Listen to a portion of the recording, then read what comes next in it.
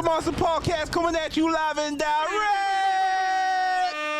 You got your boy Dre Splash in the building coming in on his own way. You got J-Tronics, breathe every ebonics, shivering the tectonics. And we on episode 58. Yes, sir. 58. Yeah, we had a little break last week. You know, that goddamn my bad. Yeah, that goddamn man, that Omarion tried to take us out, man. Both of us caught COVID. We good. Y'all some fake motherfuckers though. None of y'all hit us in the comments like y'all good or not. Everybody hit us in the comments like y'all good? I got a couple DMs. You got a couple DMs? Yeah, I got a couple. Well, not the main page, my personal page. Oh, to see if you not the main page though. But you putting it on the main page, say we got COVID, we struggling over here. COVID's jumping us. Not one of y'all came through like, yo, y'all good? Y'all need help? Like the Omarion was going crazy. It was like shit was fucking niggas out, man. Yeah, like just now, I was like, what was that sound? I was just like, God damn, man, yo, help me out. This Omarion fucking up, man. Mario was hitting me like, yo, we gonna give you that B2K treatment, the Marcus Houston joint. I don't know. You know what? I got Marcus, work. What? Oh, Marcus Houston's on drugs? No, how he was like, you know, quote unquote, sexually assaulted. What was it, Raz B or something like that? And Omarion. Oh, that's what I mixed up. Raz B is the one that was a crazy one. Oh, not. I don't know if he was crazy or if he was like. He seems pretty crazy. No, it's because he got fucking molested as a kid in the B2K group. That's a scandal. I hear that. Mm-hmm. But he's still crazy. You see how fucked up the society is? Yeah, I fucking chewed this shit up. But you see how fucked up society is, or it's like, yo, this guy's really crying out for, or somebody is really crying out for help, and you're like, nah, you crazy, boy. They ain't do that shit. You go to therapy? We don't believe you. Did he exert all his options? Like take him to court? No, I mean like, you know, going to therapy to try to get over it and stuff like that. I think you take him to court first. Well, that's between him and Marcus Houston that he's got to deal with. You know? It was Marcus Houston and his brother, apparently, his older brother. That's crazy. Or Chris, no, the manager. It was like Chris something. So what they do? Like they touched him? I don't know, man. I ain't looking. Where on the dog did they touch you? I don't know, but anyway, that Omarion was trying, you know, hit us with that B2K treatment, man. That the motherfucking, you know, initiation. But I came out scratch free. You come out scratch free. You good? Marion didn't touch you like that, huh? It touched me still. I'm not even gonna front. It touched you? It gave you that? It gave you that? That's crazy, boy. That's crazy, most man. of the symptoms that I got most of the symptoms. So like, you know, I got the diarrhea, I got the throw up, I got the I got you bad. But I got the headache. I had the fatigue. I couldn't stay awake, bro. I was knocking out during my shift. Like, damn. I couldn't stay awake every time I tried to. My body was just like, nah. I'm tired. Yeah, I got tired too, but I was coughing. Damn, this fucking house. I was coughing. I thought you finished chewing that because you took a hard bite on it. No, I did, but it was by accident because I was talking at the same time. But nah, I still got a lot of it. It's like, yeah, you got to tuck it under your tongue. Yo, I don't like the way you putting that, man. Chill, what do you mean? Chill, man. Chill now. That's going to be the name of the episode, tuck it under your tongue. Do not make that the name of the episode, please. Shit, what was I saying? Yeah, I got the cough, body sores. My body was sore. I was feeling, you know, a little bit of fatigue, but only for like 2 days. Not even like the full symptoms for 2 days. Really, one day it was really bad. The second day it was like, I still feel something, but it's coming down. And then for the next 3 to 4 days, it was all a come down. I was good. I was like, all right, I'm over it. I'm good. You know what I mean? So it's like, yo, if that's really what all this COVID thing is, a week of sickness, that's it? I don't know if we need all this lockdown, man. No, I still got the cough, though, and I had the loss of appetite. But you're alive, though. I'm alive, but I'm alive because of, you know, I think the vaccine helped with that sense. Cause I don't think so. I think if I had the full-blown COVID where my body didn't have no COVID in me already. You'd be fine. I think I would have got folded. You'd be fine, man. My brothers. Well, then again, you caught it worse than me, so yeah, because like, I'm assuming you'll be fine. Because like I'm not gonna die, but like for 3 days, I got it for like 3 days straight is when I felt like at the absolute worst. But then I think if I wasn't vaccinated, I'd definitely be out for the count for the whole week. I don't know. Whole week, maybe a week and a half. I'm gonna say maybe, but maybe not. Only because my brothers, 2 of my brothers aren't vaccinated, and they were completely fine. Same situation. They were sick for like 2 days a day, and then the rest they were good. Stephen A. Smith almost died from that. For real? Yeah, he was talking about it. That's why he talked about it. I think it was this week on First Take, and he was like how he doesn't really want to talk about COVID too much, especially with like Kyrie Irving saying that he's against the whole like vaccine and everything. Mm-hmm. So Stephen A was saying that like it was New Year's Eve or like the day before New Year's Eve he was in the hospital because he got it really bad. He's like he woke up in like a pool of sweat, and he's like how he had to go to the hospital and get like the IV injected in him and all that. And he's like how he's like he felt like he was gonna die, and then he's like the doctor told him like, yo, if you weren't fully vaccinated, you would have been one of the people that died. So that's possible. So that's why for him, he's like, yo, any people that try to talk to me about this and that, about the vaccines, like, I'm not hearing that. You know, he'll box a man up. He goes crazy with it. I'm not hearing that today. Today isn't a good day. Yeah, that's how he does it. But I don't know, man. Like, yeah, there's those, like, you know, those, you know, rare cases. Just a rare case, though. Yeah, a rare case out of thousands. It's, or I don't know what the number is or what the ratio is, but maybe like maybe one for every like 1,000 people or something. It gotta be like that are like dying or like being hospitalized, right? I think it's even more than that, probably. Maybe. Right, so it's like, especially with this new, you know, the new Omarion, it's like, bro, you don't even. I mean, it's like. That actually played for too long. Sorry, but yeah, man. You're like, just trying to get the giggle. Yeah, I was actually, but yeah, man. I think if it was just based on my own experience, if it's just you get it, you know, really sick for 2 days and then you get over it. Yo, this is probably the shortest cold I ever had. Probably, like 5 days, and then I was over it. That's probably the shortest. I think I've been one of hit, the shortest. I've been hit pretty bad with the flu. That lasts like the week. Yeah, maybe 2 weeks. It lasted like a week, 2 weeks for me. Yeah. But like remember, we also got like the weaker version of COVID. This is like Frieza Form 1. Yeah. Like, you know, like we dealt with that. Imagine if we dealt with Final Form Frieza. I don't even know what actually Final Form COVID or Omarion might be. Omarion's not even anything close to it. Omarion's like level 1 Frieza. Nah, because there's a one where it's Delta? It's the Delta Omarion. So it spreads like the Omarion, and it's as deadly as the Delta. It's called the Delta Crown, is what they called it. Delta Crown. What about the I Hate You? What the hell are you talking about? The IHU? What hear the hell about that is one? No. That's another variant. Bro, I swear you just made that up. Nah. Did you just make that up? Nah, I'm telling you. Bro, the amount of fucking names they be coming out with these days, and like they doing it on purpose. The Omarion, the Decepticon, Pokemon, the Digimon. Like, that's the next name that's gonna be coming out. You know what I mean? You're gonna think man's gonna think it's a Pokemon they can capture. You know what I mean? Like, they're just gonna be on their Pokemon Go app. Like, where do I get this motherfucking Decepticon at? Where I get this Pokemon at? Yeah, man.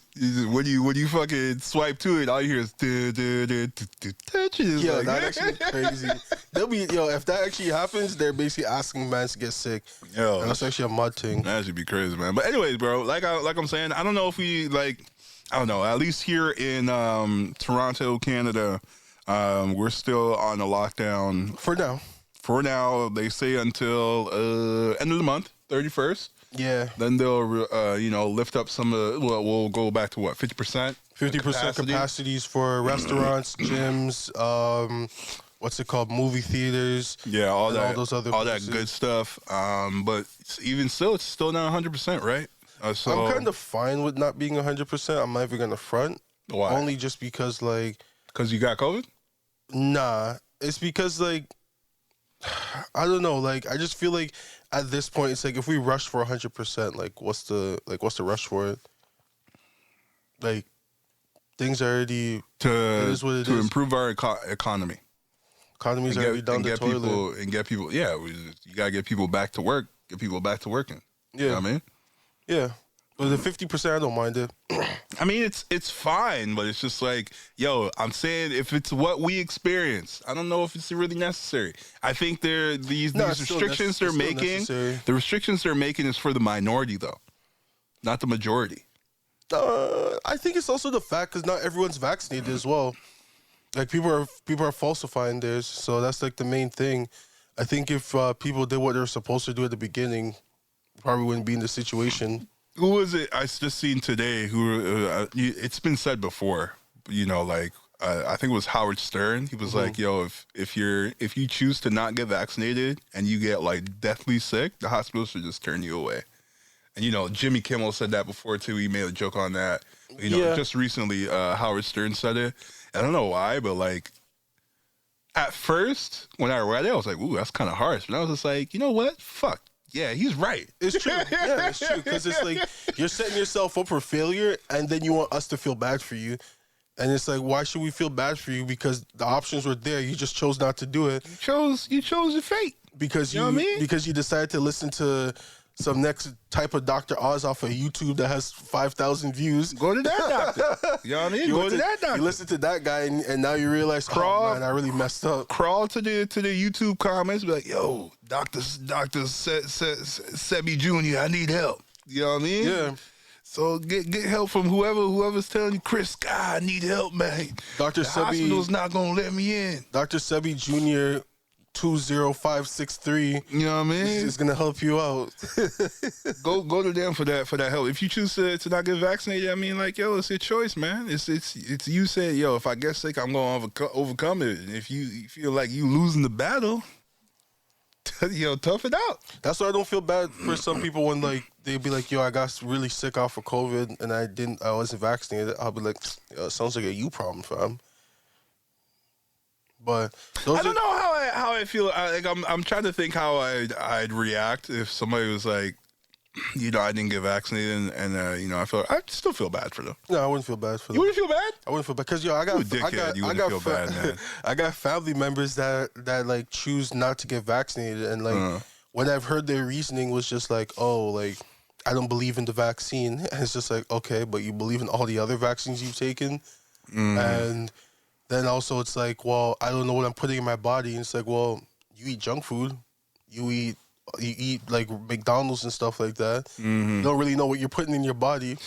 You know, there's a lot of factors to it. You know, this vaccine came super fast. They were telling us, you know, different stories about, like, you know, there was that one time last year when they were like, you can mix and match the vaccines. Like, that was a month. You can get the Pfizer and you can get the Moderna. Yeah. And it's just like, bro, like they basically gave us, like, you know, some misinformation that lost trust in a lot of the public. So I can understand why people are skeptical. Like, yeah, but the thing is too is like at the end of the day, it's like we're humans, you know. Okay. And a lot of the stuff we're doing isn't going to be perfect, you know. Like even when they give you the vaccine, they say, hey, this is not anti-vaccine COVID repellent. Yeah, but this is just something to give you a little armor. No. A little armor to fight the battle. But that's fine if the doctors had come out and said, you know, this is where the issue is. Yeah. Doctors didn't come out and handle the public statements. They left it to the media, yeah, and politicians. Yeah. Now these guys are politicians are trying to win favor. So they're going to tell you votes and all that, whatever. So they're going to tell you whatever butters up there. They're going to pander to who they got to pander to. Yeah. And tell them what they need to hear. What they want to hear, not necessarily what they need to hear. And then for, you know, the media news, they're just going to fucking tell whatever. Some are going to be honest with it. Some are going to be like, CNN's going to say certain things. Fox is going to say something. You know what I mean? And all that, yeah. And you know what? And that's the thing I understand where people have that skepticism with it. But then at the same time, for me personally, it's just the fact where I look at it, it's like, okay, once I started seeing people in the healthcare getting it, yeah, I was like, all right, they're not going to fuck up the healthcare people so that they're going to fuck their own people up. Yeah, like, yeah. And the other politicians, like, if they're at worst, what they're going to do is what Bill Gates seemed like, yo, let's give it to the poor people in Africa first and then go from there. Did Bill Gates say that? Yeah. Damn, that's fucked up. Yeah, Bill Gates is pretty messed up, bro. True white man right there. That's fucked up. But like when it was like that, then I'm like, okay, like I'm kind of skeptical. But when they gave it to the healthcare workers first, I'm like, yo, they wouldn't destroy the medical field. Yeah. because I'm like, that's probably the worst thing they can do. Like, no matter if you're trying to control the populations or have control over people, the healthcare people you do not touch, because you at the end of the day, when the world, it's a core pillar in our society or in our economy. Like, yeah, like we seen in like The Walking Dead, people in the health field are like basic gods. Yeah, because they know how to take someone that's really sick and make them better. Yeah. They can just look at you and be like, okay, this is what's going on. We need this, and then you get better. Yeah. No one else could do that. Doesn't matter if you're a warrior, you're a hunter, or anything. A doctor is always top of the food chain, no matter what. Yeah, man. So that having been said, like, I understand skepticism. You know, some people that and I think I was reading it online. I don't know if it was the Canadian government. It was a Canadian government site, or if it was like CDC, and they were saying how, like, you know, if you have COVID symptoms, or if you've gotten COVID, this vaccine might not be good for you. That's what it reads like. In the there's a part where if you look up, like, you know, vaccine facts, or like vaccine, should I get the vaccine? They'll bring you to the government site and they'll give you, like, you know, lists of if you should or if you shouldn't. Yeah. And under the if you shouldn't, if you have symptoms or if you've gotten it, they kind of say you basically don't need it. And if you, like, survive, though, they're saying if you don't need it because you build up that natural immunity. That antibody. So, I don't know, man. It's a weird thing right now, bro. Because it's so new. Yeah, I understand. It is what it is at this point. I don't like these restrictions. Like, I'm trying to get back to the gym. Well, that's why they said there's that vote that they're saying that Canada is the most unhappy country. Right now. Just seen that. Yeah, we're what, 6th?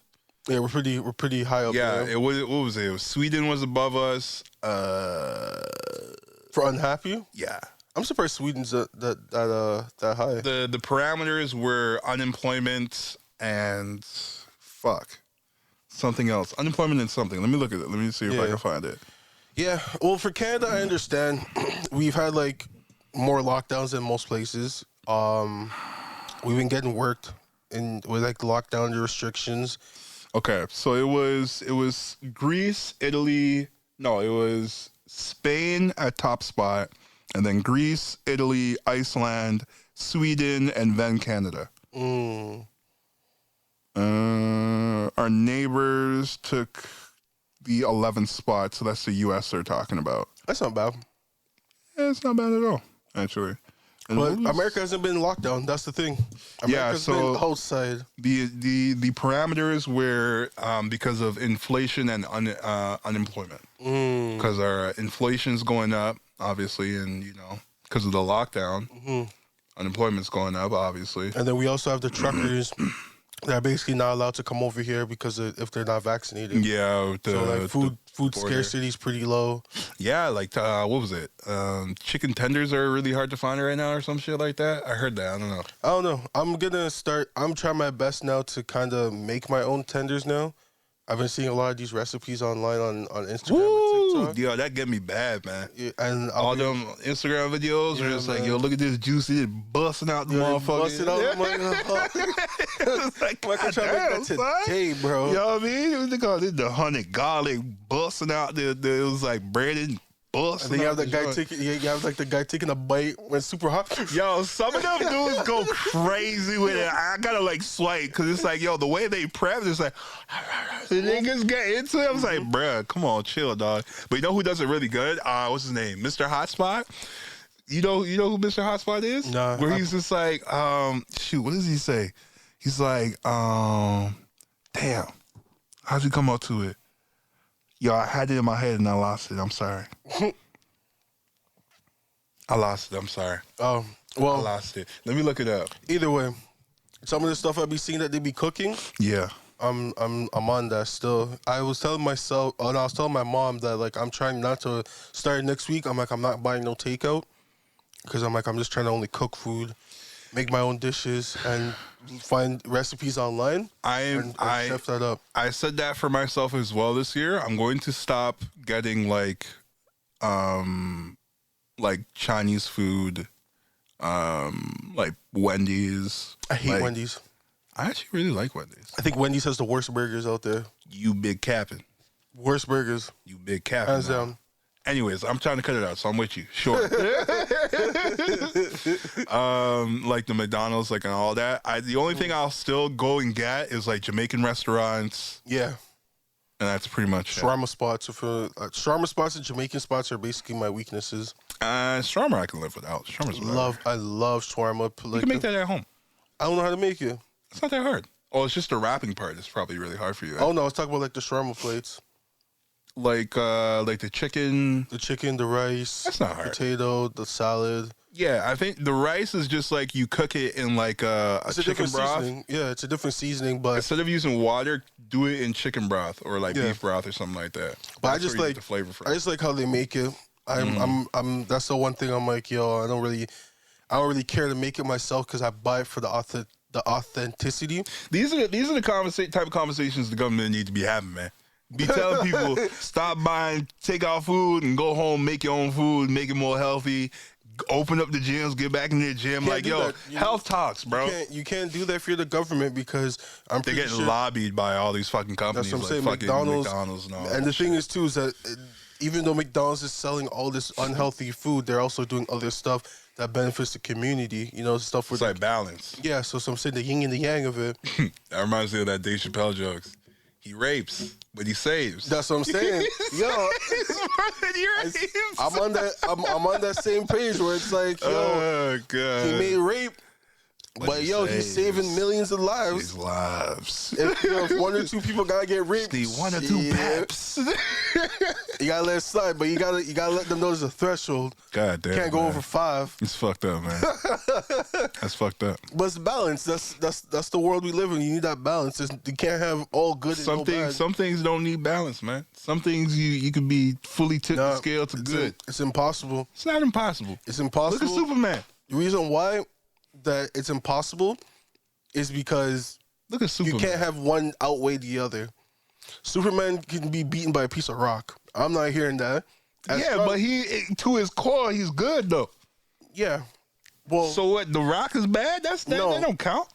But he's only good because of Lois Lane and his parents. But one bad day can flip him. I see what you know what I'm saying? You go into Infamous or was it Injustice? Yeah. It's possible, but so long as you have those pillars, you have the pillars. So what you're saying is, if you're comparing it to real life, we just don't have the leaders that have that strong sense of justice to guide our community and our society. We'll have those pillars. So we don't have that Lois Lane. Though everyone can get swayed a certain way. So you gotta have that balance, that yin and yang, because we don't live in a perfect world. Yeah, we don't. If we live because even today, my mom was telling me that there was snow over in where was it again? It was over in one of the places with the deserts, but she said how the whole desert was like covered in like snow. Nevada? Nah, it's not over here. It's over other side of the world. Egypt? Middle East? Somewhere in the Middle East. She told me the exact place, but I forgot exactly where it was. Okay, so Middle East. But what I'm trying to say is just like, not everything's going to be the same every day. One day you're going to be in a super hot place. Next day, snow just comes out of nowhere. That's true. It's that balance. Okay. Things change. But said all that to say, sometimes you gotta let one or two slide so you can get the good. Man, it's almost like my theory on when I said about the situation with R. Kelly.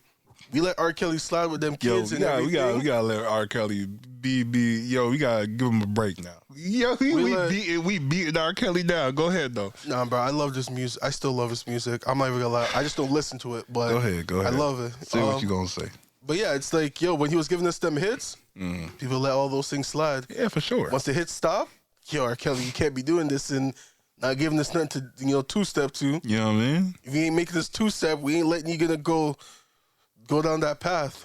So it's you gotta be hot in these streets, bro. That yin and yang. You just gotta be hot in these streets. But speaking about hot in these streets, okay. Since we never got a chance to talk about it, but Drake with the hot sauce. Yo, let me tell you why that shit's so genius. Because he knows. I don't know when is this true? What? Is it true that he actually puts hot sauce in the condom packs, or is this just a rumor? Nah, so this is true. Is it true? So the situation's true because he got sued. Yes. The girl, no, she's trying to sue him. Okay. And he posted on IG about it as well. Did he post? Yeah, so he posted a picture. He didn't mention it, obviously. Yeah. But he just said, now that you had your 15 minutes of fame, I'm gonna take back the 23 hours and 45 minutes. Damn. Yeah. And I'm pretty sure we're gonna hear it in the bar. That's just so genius, man. We're gonna hear it in the bar. So hold on, hot sauce. Was hot sauce kill?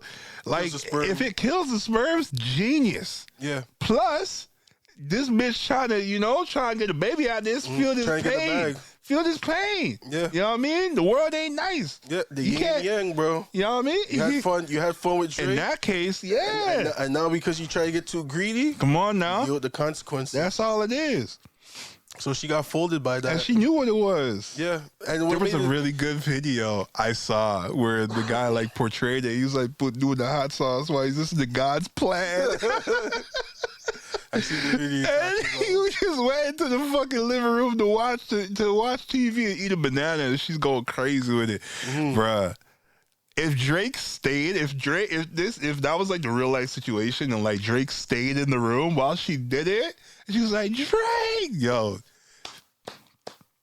hats off to Drake, bro. Hats off to Drake for that, bro. That's a genius plan right there, bro. Genius. Well, yeah, you gotta look at it for someone at his stature, like who put hot sauce in the motherfucking condom pack.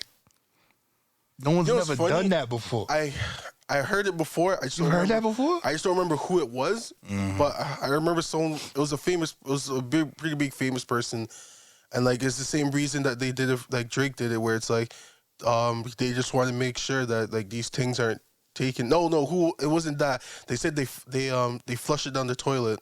Yeah, I've heard that. Yeah, I've heard that. That's what I mixed it up. But the hot they flush sauce. Man's not trying to clog the toilet. I take that shit with me everywhere. Frank's, baby. Like that's yo. This nigga finna get a bag from Frank's. Yeah. If Drake gets a sponsorship with hot sauce, yo, I'm buying it.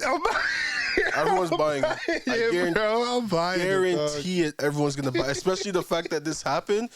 People are gonna look and be like, "I need to cop that." Such an easy bag. I need to cop that. Such an easy bag for 100%. any hot sauce. Who's a big hot sauce company? Grace. Link up with Grace Hot Sauce. Grace will be the one still. The what was it? The Scotch bonnet? Yes, sir. The Scotch bonnet, bro. That would be for the culture for Drake. Because Grace is big over here. So if the man gets a sponsorship with Grace, yo, Drake, we're giving you a local game right here. Come on now. Probably already got set it up. Link up with Grace. You gotta let the court case blow over. Nah, fuck that. Fuck that. She's not winning nothing. Same time.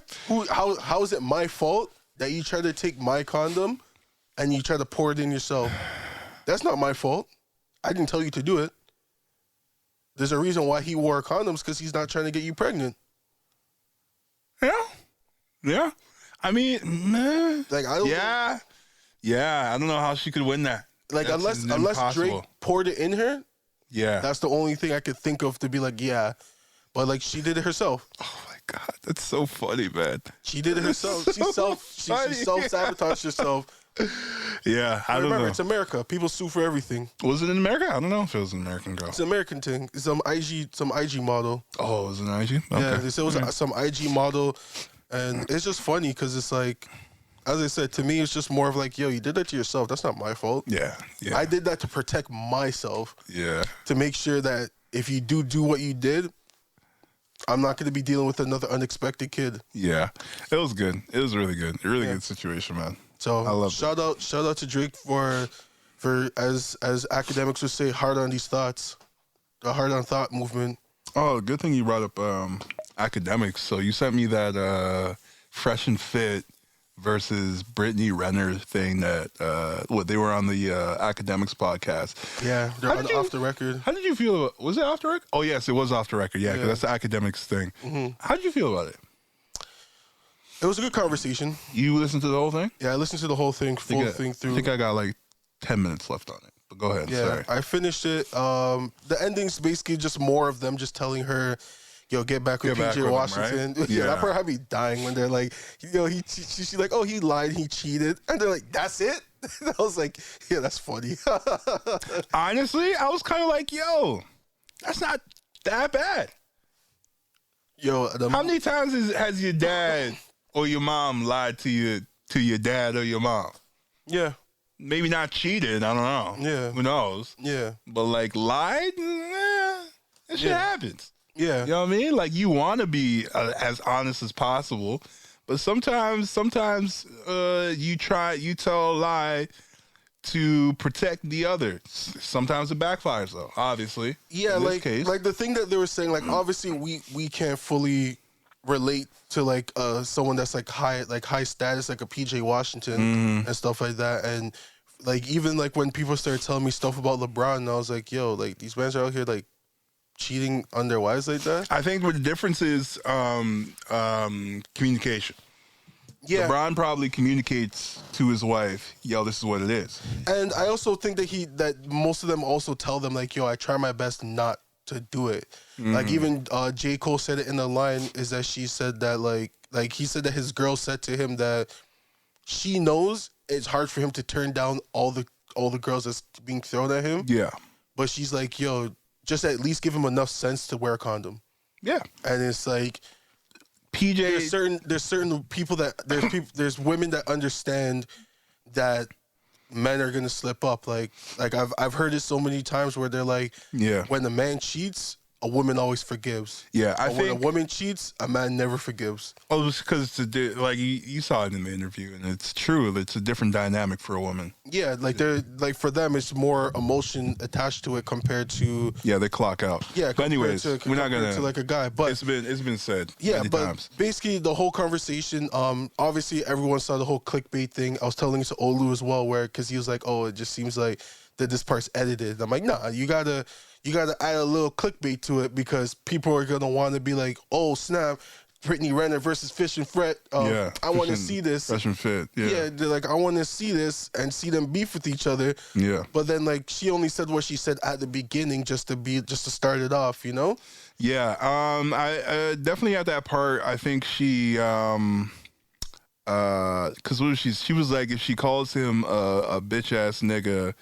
She feels good about it because that's her insulting him. But I think she had that wrong because him saying she's not special it shouldn't be an insult. That's an insult to say you're not special. It's an insult to them because they even like as Myron said, he was like how a lot of these women are brought up to think that they're one of a kind. You know, yeah. They're brought up to feel like princesses and everything. Yeah, but that's only natural because the world is so vast. You're not going to meet everybody. Yeah. So in your space, in your vacuum, you are special for sure. But in the world, no. Yeah, but that's not something that's really explained to them. They're just told you're special, you're this, you deserve that, you deserve this. Yeah. And it's just kind of more of Like that's why when he said to her, "You're not special," he's like, "You're like every other girl," which is true. She is, but she just has money, you know. And she even admitted herself that she was like, "Yo, I'm damaged goods." She's like, because I remember when academics was kind of beating around the bush. She's like, "No, just say it how it is. I'm damaged goods." I put myself out there a certain way sexually. I said there's a certain standard of certain guys that I would mess with, and I have a kid. You know, and the main thing is just like that's just the main thing where she understands, where she's like, yo, like I know where I stand with things. And I think as the conversation started going throughout, she started to get more understanding of where they're coming from. Yo, how do you feel about Fresh? Fresh doesn't seem like anyone special to me. Because he doesn't. I didn't want to put it like that, but yes. Yeah, he doesn't seem that special. Like same thing with Myron. Like I don't look at them as someone's like, oh my goodness, like I praise these guys. But one thing I discern between the two, I feel like was it Marlon or Myron? Myron, yeah. He's more compelling to me than Fresh. What is Fresh's real name? What's his name? I actually don't know. Anyways, I only just know Myron just because like Myron's like the main guy that's like that really makes he's the one that talks his shit. Yeah. And that's why I go back to it, because when he when he talks, he says it how it is, and that's the reason why I'm like, damn, like this guy's just different with that. Yeah, and like because like even when like academics and fresh were kind of like beating around the bush, this guy was like, yo, man, stop beating around the bush. And then he said it how it is, and I was just dying because I'm like, yo. I'm like, he's not wrong. Yeah, I just like reading body language and like seeing how people react to things. And like I was noticing when when Brittany was going at him, saying getting really aggressive. Yeah, like when they were back in the quarter, Fresh was quiet. Wasn't saying nothing, and until Myron said a good point or like a valid point. Myron had to what's it called steer the ship. You know what I mean? And then that's when Fresh was like, yeah. Come on, man. Because that's the thing. Like, that's not Fresh. Fresh is not the type to be like arguing with like the things like that and stuff and all that. So it's like for him, when he's talking, he'll say his 1, 2, and he'll have certain things that make sense. Mm-hmm. But the way that Fresh is, I don't think he's as outspoken as Myron. And what I also noticed was like how he came in like this big chain that said Fresh and like the turtleneck, and they had the both looking with the diamond wrists. And I was just like, yo, why'd he come so dressed up? And then Myron was just in the hoodie. I'm gonna break it down for you still, because this guy's probably trying to holler at Brittany. I wouldn't blame him, but you know what I mean? The thing is that like so like I watched like a decent amount of their videos. I used to be subscribed. I unsubscribed to them because like a lot of their stuff to me now is just starting becoming like redundant because it's like they'll be talking to like dumb things. Yeah. They come through.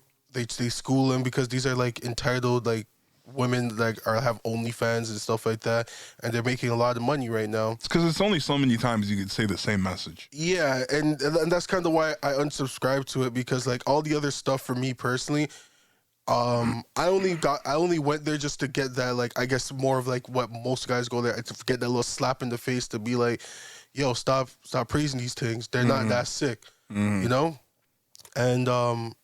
like. That was like the main, and then like obviously the entertainment wise, where Myron will be paging some of these things. Yeah, I've seen some of them get kicked off the show and all that. Yeah, like Asian Dog got kicked off the show. Yeah. But yeah, so like, basically like why Fresh dressed like that is it was when him and academics were talking, and he's like, it's his way of advertising himself. Because he's like, when he has the chain, he has the watch, he has all that stuff, he's freshly cleaned and all that. People look at him and be like, yo, this guy looks like he has money. And he looks like he has everything all put together and all that. And I'm like putting on the perception, putting on the... Yeah, you're putting out basically like how like animals in the animal kingdom, like they try to mate with someone like a peacock. They'll be flapping their what's it called? Another way to... Their feathers and shit like that. Or like when birds do their thing with their...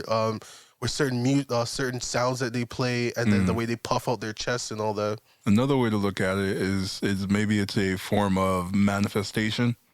Like you put on, like I seen Steve Harvey, like he stopped accepting anything less than $100 bill as change, because like he wanted to manifest bringing in that that amount. Yeah. So maybe him putting on that look will manifest that lifestyle. Yeah, so and then people maybe that's it. And people benefit of the doubt. And people also want to link up with him because they'll be like, yo, this guy's a big chain. He has a sick watch. I'm trying to link up with this guy because he can make some money or have some business ventures that I can work with. Yeah, maybe. I hope that's it. So, but to me, what it looked like is he was trying to holler at Brittany. That's what it looked like to me, man. But then, as I said... Because you know why? Because there's when Marlon was like, yo, you should get back with PJ, there was a moment when Fresh looked at him like, nah, she's clocked out. Nah, she don't want to get back with him. So it's like, yo, Fresh can't handle Brittany Renner still. Ooh. I don't think so. I think you trying to get into, man. What you dealing with? I think the type of thing that she is, because as she said, talking. She wants a guy that's someone that's just gonna be focused on her, And I think Fresh could do that. Fresh was about to get with a girl, that white girl, yeah, and he met her off of the Sugar Baby site. Nah, bro. Anything you meet off a Sugar Baby site, that's not something serious. But the fact that he met her there just says a little bit. That says something. Nah. You meet somebody off a Sugar Baby site, and you preach to guys that you shouldn't go for that type of girl, the girl who goes for money, you have clashing values. But that's like most people in the world. People always say, do what I say, not what I do. For sure. Yeah. But because I see that in him, I can see him being able to provide, like, change his values to provide for her. Yeah, I hear that. Because he's changed them before. Yeah, but my whole thing with that is just kind of more of like someone like Brittany. I don't think she would really ride with someone like that because I don't think she wants to deal with that. Plus, I think she prefers just to go back with her baby daddy. I don't know. Instead of Fresh. Fresh not that sick. He has money. Don't get me wrong. But like even like talking a little spicy over here. Okay. It is what it is, bro. I ain't gonna dick ride him, so you know. All right, sure. All I'm saying is that for him, he just seems like a regular nigga to me. Speaking of somebody talking spicy, recently on SNL, Pete Davidson was going at motherfucking Kanye, right? That was recent. Was that not recent? 2018. That was 2018 when he did that? Yeah. Was it? Yeah. I think I sent you that one, but it was like oh, it wasn't 2018. Yeah, this is damn it. I wish it was recent. Nah, he was. Because if it was recent, woo! Kim would probably punch the shit out of him for that. And he would have had better jokes. I don't know if Kim would have. I don't know. I feel like Kim would have ride with Pete. No. That's her baby daddy. Kim almost damn near put a restraining order against Kanye because she's like, "Yo, why you live across the street? You can't come see your kids." That's her baby daddy. Got Pete Davidson riding around in the Rolls Royce. That's her shit baby daddy. Crazy, son. She like as much as problems that they may have, she's not gonna let next man disrespect her. I think she would. No. I think she would because of the that's like the LA. You know what LA to me? This is my perception of what I get from LA. LA is like when you live there and you're a resident of there, you're permanently in the mindset of, you know, like high school, where it's like, you know, you're always like gossiping and like, you know, you're always trying to be as petty as People possible. People are hooking up with each other and stuff like that. And like, you know, it's like that petty lifestyle. I think she's petty, bro. She's petty, but I don't think petty. Kanye's not the one. Kanye's not the one. As you remember, he said on that Ye album, you remember how this guy said he had thoughts about killing his wife? I don't think his wife or himself. His wife. Did he say himself? He also said himself, but he also said his wife. Okay. So you don't want. That's probably why Kim got out that situation. It's so crazy. You don't want to be petty to someone that's a bit crazy like that. I mean, when you got money, you got security. Because look at Drake. Look how far that whole thing between him and Drake went. Yeah, but Kanye settled it though. Because I don't know if Kanye settled it. Jay Prince made that phone call, bro. Yeah, but Kanye ultimately said, "Yeah, you right." No, yeah, because Jay Prince made that phone call. But who's Jay Prince? Jay Prince is only like a Jay-Z, like a mogul. Like he's not like the end all be all. He ain't God. He's the one he's the one that makes those phone calls, and when he makes that phone call, you don't have to. You act like Jay Prince is their father. Like they don't have to listen. But Jay Prince is that guy. All right, bro. I'm telling you, bro. I hear what you're saying, but he's not their father. Like they don't have to listen. He's not their father, but it's not a good look if you just let him just. It wasn't real. That's all it was. It wasn't a real thing. Yeah, I guess. Well, I don't know. The way, as I said, when Jay Prince makes that call and he tells you, "Yo," but Jay Prince couldn't save this Kim and Kanye and Pete Davidson situation. Well, that's different. That's relationship stuff. Yeah. You know, that's not what he is. He's there for. He's there for the the important stuff that impacts everyone else. Kanye and Kim not being together doesn't impact everyone else. Yo, I wish whatever Pete was saying was recent, because the way he was talking is like, yo, I got this hat that says "Make Kanye 2006 again." I was just like, God damn.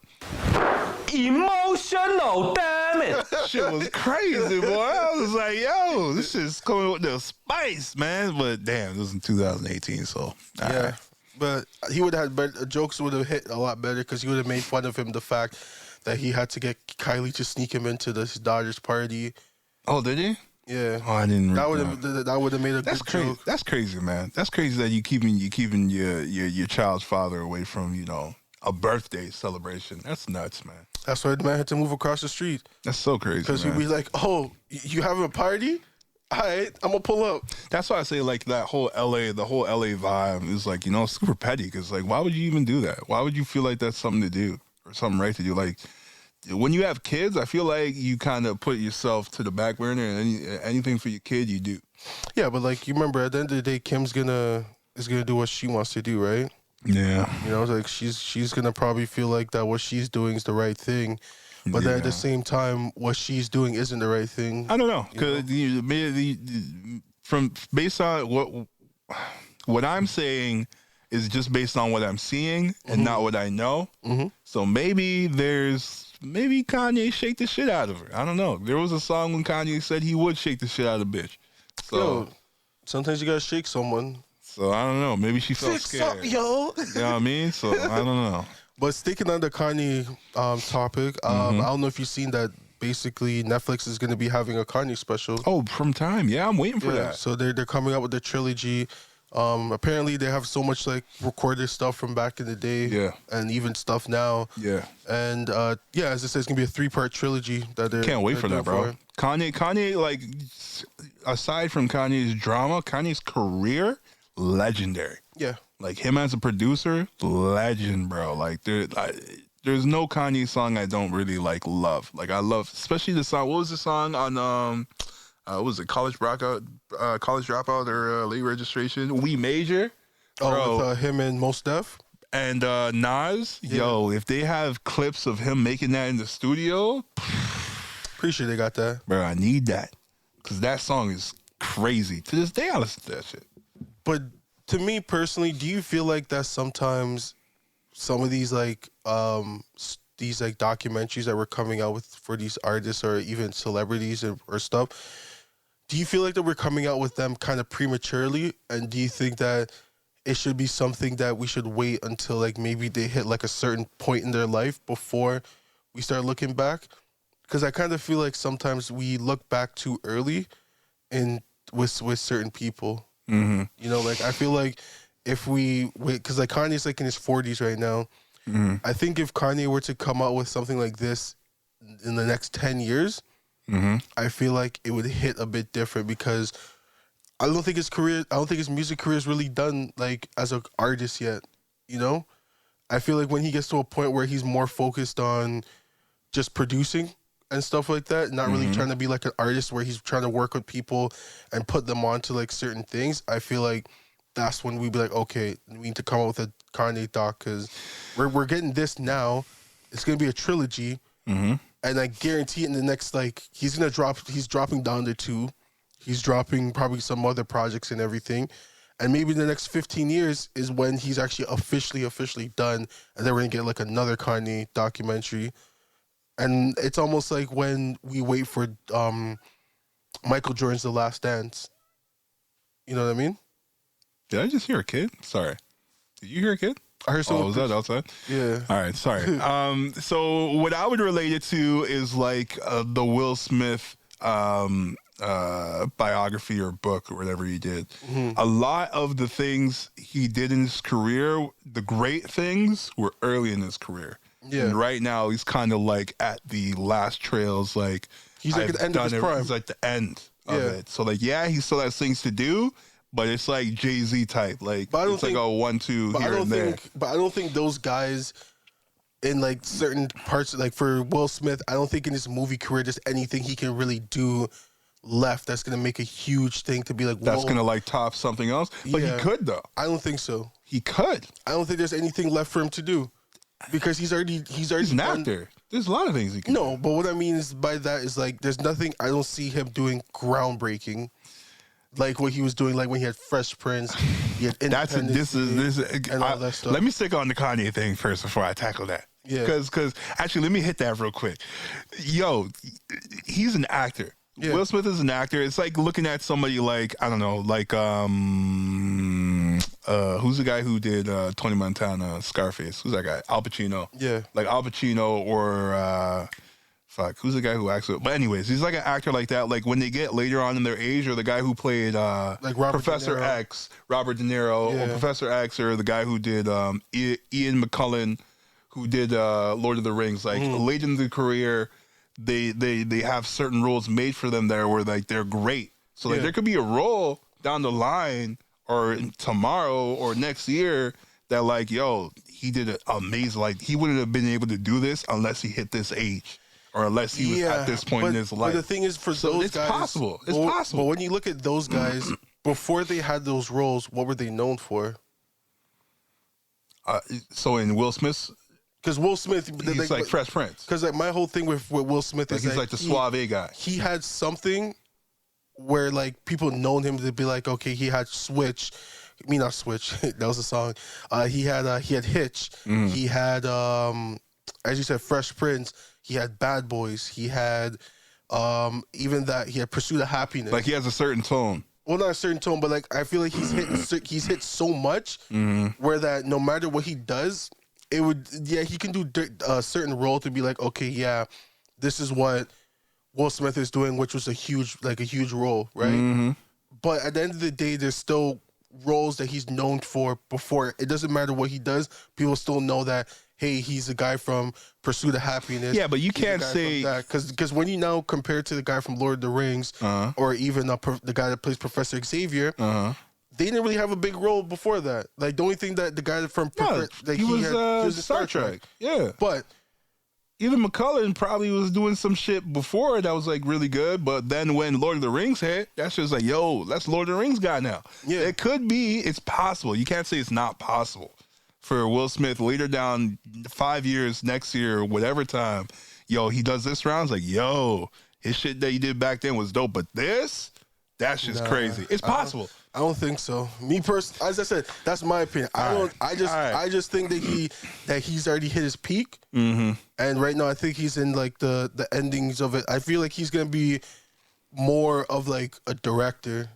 You know what I mean? I feel like that's where he's gonna have that big impact because now we got the new Fresh Prince of Bel-Air. Yeah, that's coming out. Oh yeah, that is gonna be dope. I think it's gonna be dope. It looks cool. I looked at it. I guess the way that I look at it is that I'm so used to the old Fresh Prince compared to this. Now it's more modernized. The only thing that might let me down is like Carlton. It's not gonna be funny. Yeah, like Carlton has that that humor to him that I don't know. I haven't seen it, so. But it looks, I like, serious, though. Yeah, the trailer looks, it looks all serious. No funny business, but I kind of like the new dynamic of it. I can't lie though, I'm actually kind of upset Uncle Phil's in shape. Oh, you wanted him to be like the old Uncle Phil? I don't know. The old Uncle Phil, bro. A little bit of heft to him. I don't know. That's what I'm saying. I want the OG. I want that OG feeling, and I think that's like the main thing for me is getting that out of my head. Is the old Fresh Prince and trying to compare it to that because like. One thing I was even saying about it was when you got what's his name? Oh man, why am I blanking out for it? Who are you talking about? The butler? No, not Jeffrey. The scene when he was at the ball court. Oh yeah. And then the guy pulled out the gun, and then he's like trying to look for him and hunting down and everything. When Will Smith pulled it out. Yeah. And I was like, I don't remember that part happening. That only happened in the intro of the song. The song. Yeah. But I thought it was just a little fight, and then it was just a gang member guy, and then he's like, oh, I got a cut. Yeah. And that was the main thing. But then they actually got really deep about it, and they broke it down. And that's the kind of thing where I'm like, I don't think it's going to be as funny. It's gonna be kind of more of like the style of like how Power is and stuff like that. Where I think I like where it. There's gonna be certain funny moments, but it's not gonna be as funny as. Plus it'll be more modern. So like you'll see like the dynamic, like the it's kind of like Euphoria, like you see the new dynamic for kids and all that. So it's like it'll be cool. I think it'll be cool. Yeah, I think it'll be cool. But I want to touch on the Kanye thing. So all that to say this with the Kanye. So in his I would say Kanye has put out the greatest trilogy in terms of like albums ever. Trilogy. Like so college dropout, late registration, graduation. Yeah. That right there, I don't know if there's any trilogy of albums because like they're all related to each other. Like they all have a theme. Yeah, they have that theme. Yeah. I don't know if there's anything better than that. At least in hip hop, for sure. Hip hop. Anything else? I don't know. But hip hop, for sure, he has as that. A trilogy. Yeah. Like maybe you could look at Blueprint, but Blueprint, no, not over late registration, graduation, college dropout. No, you can definitely argue Blueprint, but Blueprint 3 wasn't hitting like the other Blueprint. I mean, like Blueprint 1. Yeah, but so even Blueprint 2. You know what I mean? But, so like, yeah, and Drake has nothing. No, Drake doesn't hit. I feel like Drake's not consistent with albums because No. he'll give you one great album, but then gives you an okay album. Yeah, after he didn't have that theme. He didn't have that theme of album. There's no Everything's theme. been different. Yeah, there's always something different. Yeah, so like in terms of that, like Carter, I just looked up. Lil Wayne, Lil Carter 1, 2, 3, better than Kanye? Let me know. The first Carter was all right. Like, it was good, but Carter... It didn't have that impact like Kanye's did. But Carter 2, though, whew. That did hit. That had Fireboy on Fireman. Yeah, Fireman. Yeah. He had Hustler's Music, I think, on there. Money on My Mind. Yeah. It's that Hustler's Music. Was that on Carter 2? I don't think that was on Carter 2. What was that? That wasn't on Carter 3. Hustler's Music. I don't even know where that's from. That has to be on Carter 2. Let's find out. I'm about to pull up the Carter 2 right now. But anyways, I think Kanye has that greatest trilogy, and if the documentary, which I think if it's in 3 parts, is about that trilogy, and then maybe My Beautiful Dark Twisted Fantasy at the end, that little Hawaii stretch. Oh, you're mixing up with Best Rapper Alive. Oh yeah, Hustler Music's on there. Hustler Music on there, right? On Carter 2? Yeah. Yeah, that was a good album. But the trilogy ain't better than Kanye's trilogy. Yeah, I don't think. bad. Yeah, like actually thinking about it just off the top of my head. Yeah. I can't think of any trilogy better than that. I'm telling you, it's not. It's not. Because as you said, like it was all, like it's all concepts of him going to school. Yeah. Which was late registration. He applied for school late. He stayed in that theme. And then he had like Bernie Mac and everything yelling at him. I heard it wasn't Bernie Mac. It's Bernie Mac. No, apparently it's not. Apparently it's not Mike Epps. The other light skinned guy that's like Mike Epps. He's been on the Nick Cannon show, Wild 'N Out, a lot. Oh, Alfred. Nope, not Affion Crockett. You about to say Affion Crockett? Yeah. Yeah, not him. No. Damn, who is it? But it's that guy. What's his name? Who did the voice? Yeah, look it up, because it's not Bernie Mac, surprisingly. It's somebody else. I forget the guy's name, but I know his face. Like, I'm seeing his face right now. I just don't know his name. So why is it? D-Ray. Yes, that's him. Damn, I didn't know that. Yeah, it was him that did it. I thought it was Bernie Mac. No. Yeah, me too, until I looked it up, too. Yeah, D-Ray did it. So, like, you know what I mean? Like, it's just great thing. Yo, this is a little thing. It's a little thing for Breakfast Club. And talking in the world. Wow. If I was any other artist, I'd get it every time. Even a little girl from the Life of Pablo album. Life of Pablo, we don't need no introduction. Gotta check. It ain't even that, because the man, realistically, with my house, as I said before, when I wasn't touring and I needed money, Did you bring it up already? Yeah, he's like, here. Are you don't hear? I hear it. You know what I'm saying? Yeah. I need to see the name. He's talking about right now. I'm not going to be here to give this interview forever. I'm not going to be here to say I did that forever. And although I love hip-hop, was it Jeopardy? Well, you don't know who was the voice of, like it's cool. I still want that. I want that for every comic, for every artist, for everybody to write anything. Because if I take any of them dudes' music right now and just put it in my shit, the company come take it. Yeah, so yeah, he was just like talking about like how like the comics should get like their credits and their recognition. But yo, I didn't know that. I did not know that. This whole time, my whole life, I thought it was Bernie Mac. He did a really good job. He did a really good job. I guess Bernie Mac wasn't available. I guess he was doing like Kings of Comedy tour or some shit like that. But yeah, like the concept of it, as you said, you got it's the best. You got college dropout, which he dropped out. Yeah. Late registrations that he's trying to reapply. Yeah. And then you got graduation. He finally finished everything. And his career is blasting off. Yeah. So like, yo, if it's live, the documentary is on that, which I think it is, and you know there was scenes of Mos Def like in the early days. Mm-hmm. I think that's a great documentary. Yeah. That's I guess I just kind of wanted to wait until it was like a situation like The Last Dance, where like we get all the exclusive stuff when his career is actually done. Oh, it's like even like the stuff that's going on now. Yeah, it's almost like even like Quincy Jones, where Quincy Jones had his little documentary that he was actually a part of, and he waited until he got to a certain part of his career where he's like, you know what, he's all the way clocked out. Not even all the way clocked out, because he did the Weeknd. He helped out with the Weeknd's project. Oh, did he? Yeah, he helped out with the Weeknd's project. Lots of people on there, but it's just kind of more of he was looking at it more of like, I feel like I've done my best work, and now I can start putting my life together and let Kanye's people done his understand. best work. Has he though? Yeah. You don't think there's no more great Kanye coming out? Better than that trilogy, better than My Beautiful Dark Twisted Fantasy? No. I don't know. I don't think so. The reason why I say I don't know is because Kanye's still young. Kanye's only in his 40s. I don't think he does better than that. It's just because Kanye's been in the game for so long, it just feels like he's much older, and then he should kind of start doing it. But I feel like for someone like Kanye, he has a minimum, I think, another like 10 years. He hasn't. The reason why I don't think he's doing anything better. Did I just snap off? Sorry. The reason I don't think he's doing anything better than that trilogy or like a My Beautiful Dark Twisted Fantasy is because he hasn't topped it yet. When did My Beautiful Dark Twisted Fantasy come out? 2010? 2011? Yeah, around that time. 10 years. He hasn't done anything better than that. Not saying he can't. What's come out after that? We had Ye, Donda, Life of Pablo. People argue that that's one of his best albums. Yeah, but not better. That's not me, but not better than My Beautiful Dark Twisted Fantasy. Not better. People are arguing about that. No, it's not. People are arguing about that. It's not even arguable. I'm not saying me. It's not even arguable. I'm not saying me, but I'm just saying that I've heard people. It's not arguable. I've heard people be like, it's "Yo, not. This is as good." Yeah. All right. Sure. Sure. But it's not even a conversation. Yeah, no, there's nothing. Nothing. So that's what Mike he dropped Life of Pablo. To some people, they felt like it was top 3. Life of Pablo? Yeah. No. Some people felt like it was top 3. No, it's not.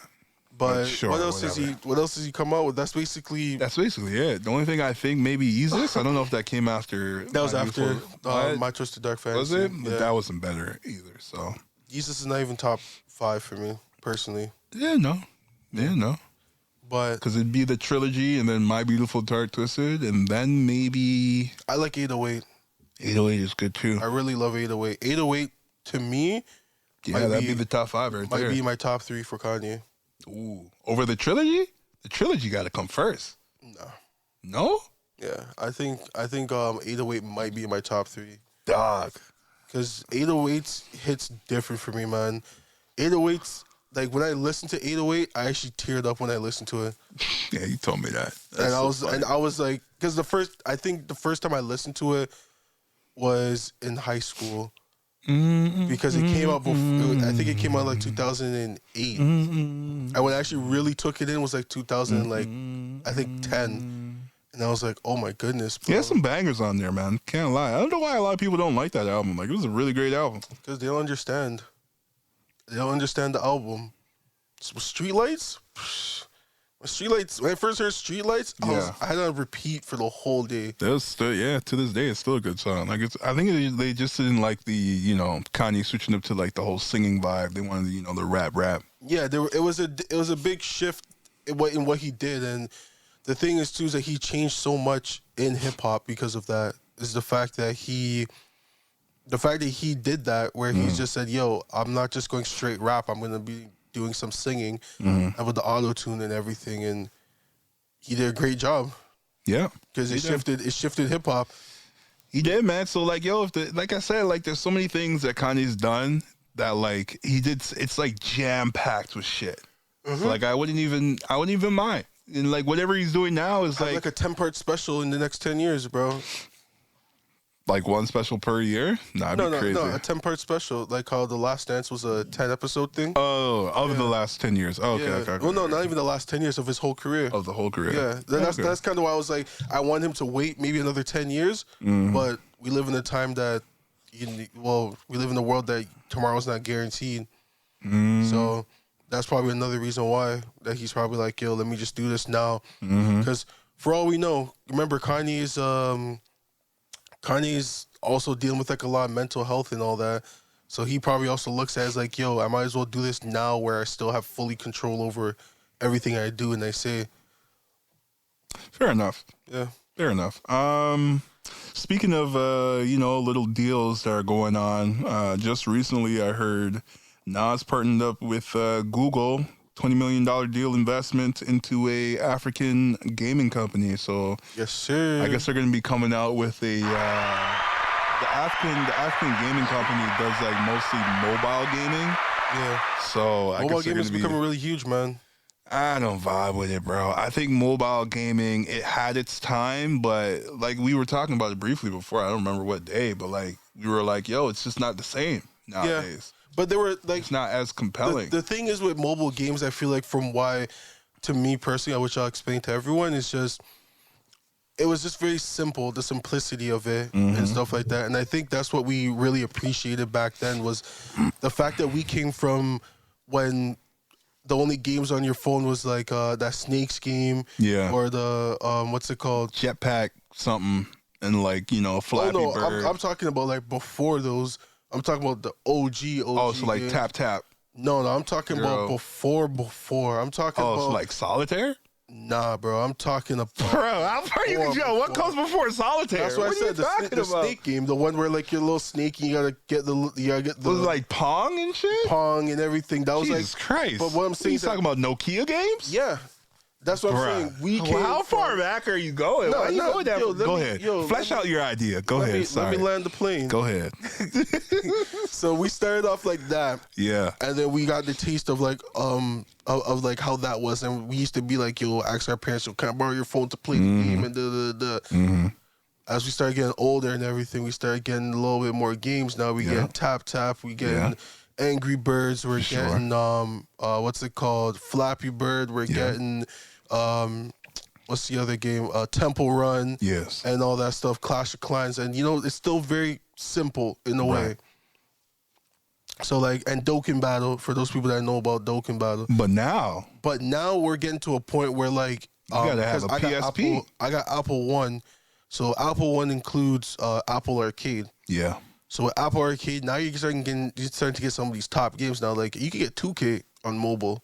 Yeah, like you gotta, but the thing is, your phone gotta be as powerful as a damn PSP or like a fucking Nintendo. You gotta have like the top DS. Phone. Yeah, you can't have the poo-poo smartphones. You gotta have the actual, you know what I mean? But yo, like even if you have those phones though, your phone gonna be a motherfucking sauna. You know what I mean? It's gonna be hot as shit.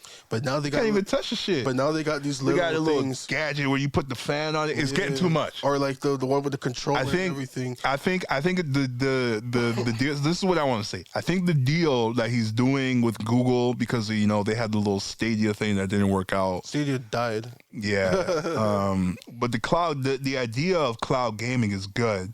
Freaking Xbox already does it. We're gonna talk about that. PlayStation already does it. Yeah. So PC the idea is good. Yeah.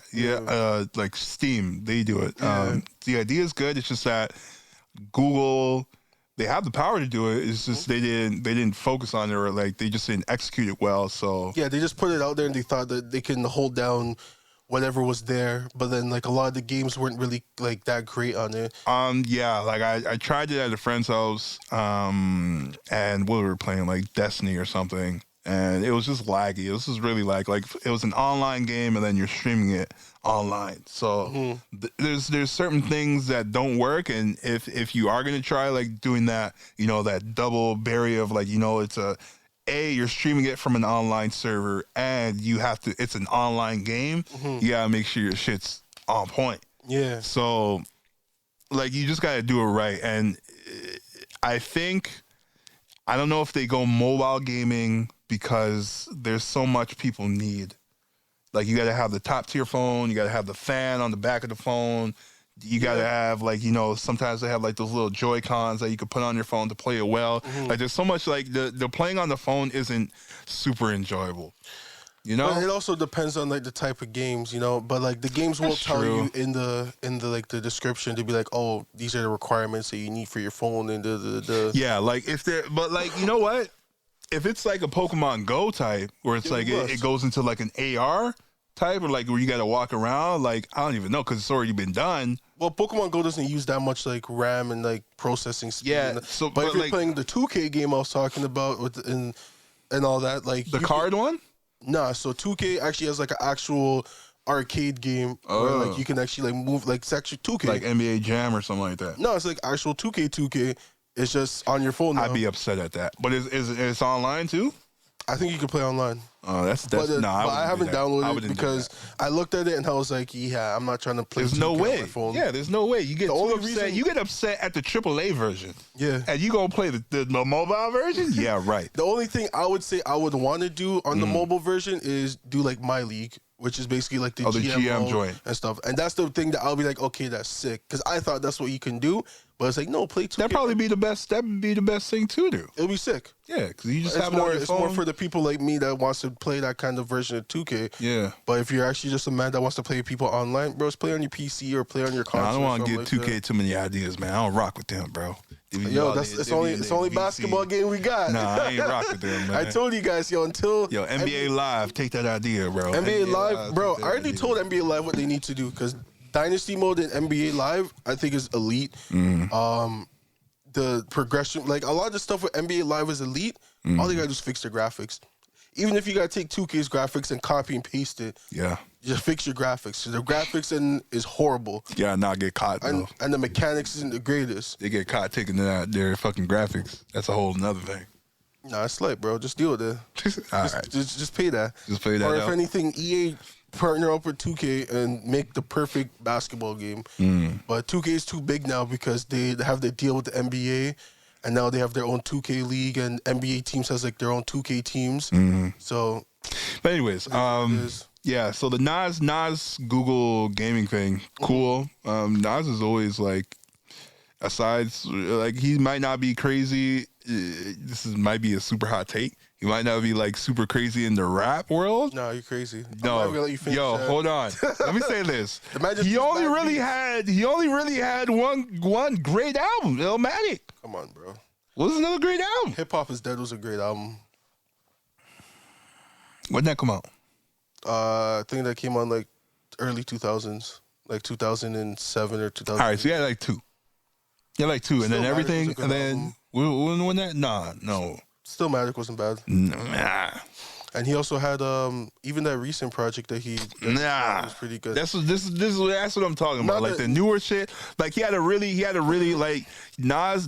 My issue with Nas is he had so much potential because of Illmatic, and then like it kind of got worse and worse and worse.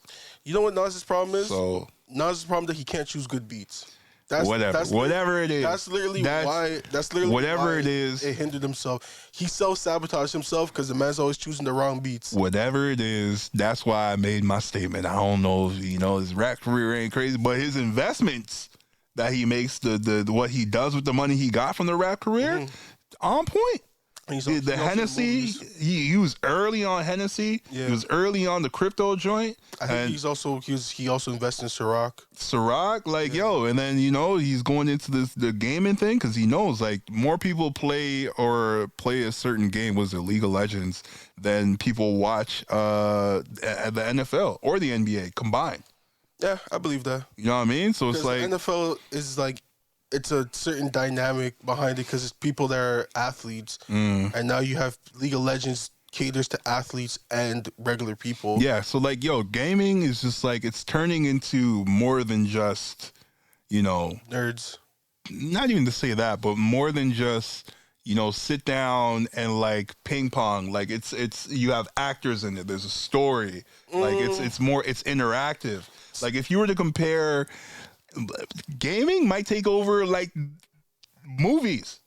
Yeah, it almost could. I'm not arguing with that, but the thing is that I feel like gaming back then had a stigma to it, where it's like, if you play video. Oh yeah, you're like a stay in, you're nerdy. You get no girls. Yeah. You have all this acne on your face. You live in your mom's basement and everything. Yeah, it was like a certain people that only did it, but then like I wouldn't even say there was just certain people that did it. It was just more of like that was just how people looked at it as because you had like a lot of athletes that were gaming back then, but they just kept on the hush hush because they didn't want people to make fun of them. Yeah, maybe. It's almost like when the internet first came out, it was like, only smart kids use it or nerds. Yeah, maybe. Stuff like that. Maybe. But now it's becoming more of like a mainstream thing. Everyone's getting involved. People are getting because it's getting better. It's getting better with time. Like the graphics are getting better. Yeah. The actors being involved are getting better. Like there's more. Like high respected actors. Like who's a big actor? The guy who played Gustavo in Breaking Bad. In Breaking Bad, he was in Fallout 6. Yeah. So like they're getting better actors. They're getting more people involved. Like God of War, it's a shame you haven't been able to play it. God of War, amazing. I'm cool with it, bro. The acting, just for the acting, the cutscenes. I've played God of War. I would even say just watch, like, you know those videos where they just play cutscenes? Yeah. Watch the YouTube version of God of War, bro. It's crazy. Yeah. Like, it's so good. Like, the acting is so good. That's what I realized, because, like, we were talking about this the other day on Discord. We're just saying that, like, when it comes to single-player games, nowadays, I don't really feel, like, I guess certain single-player games, I don't feel certain, like, feeling of missing out anymore, because I'd rather just watch someone just do it on YouTube.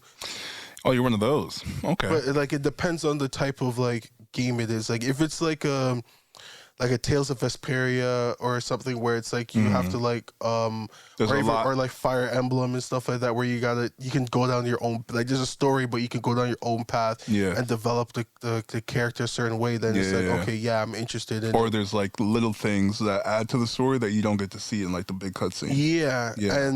And when it, even like what's that game called again? I forgot the name of it right now. What's it about? It's the game where the girl has like a certain condition, how she can like reverse time and everything. Oh. You know which game I'm talking about, right?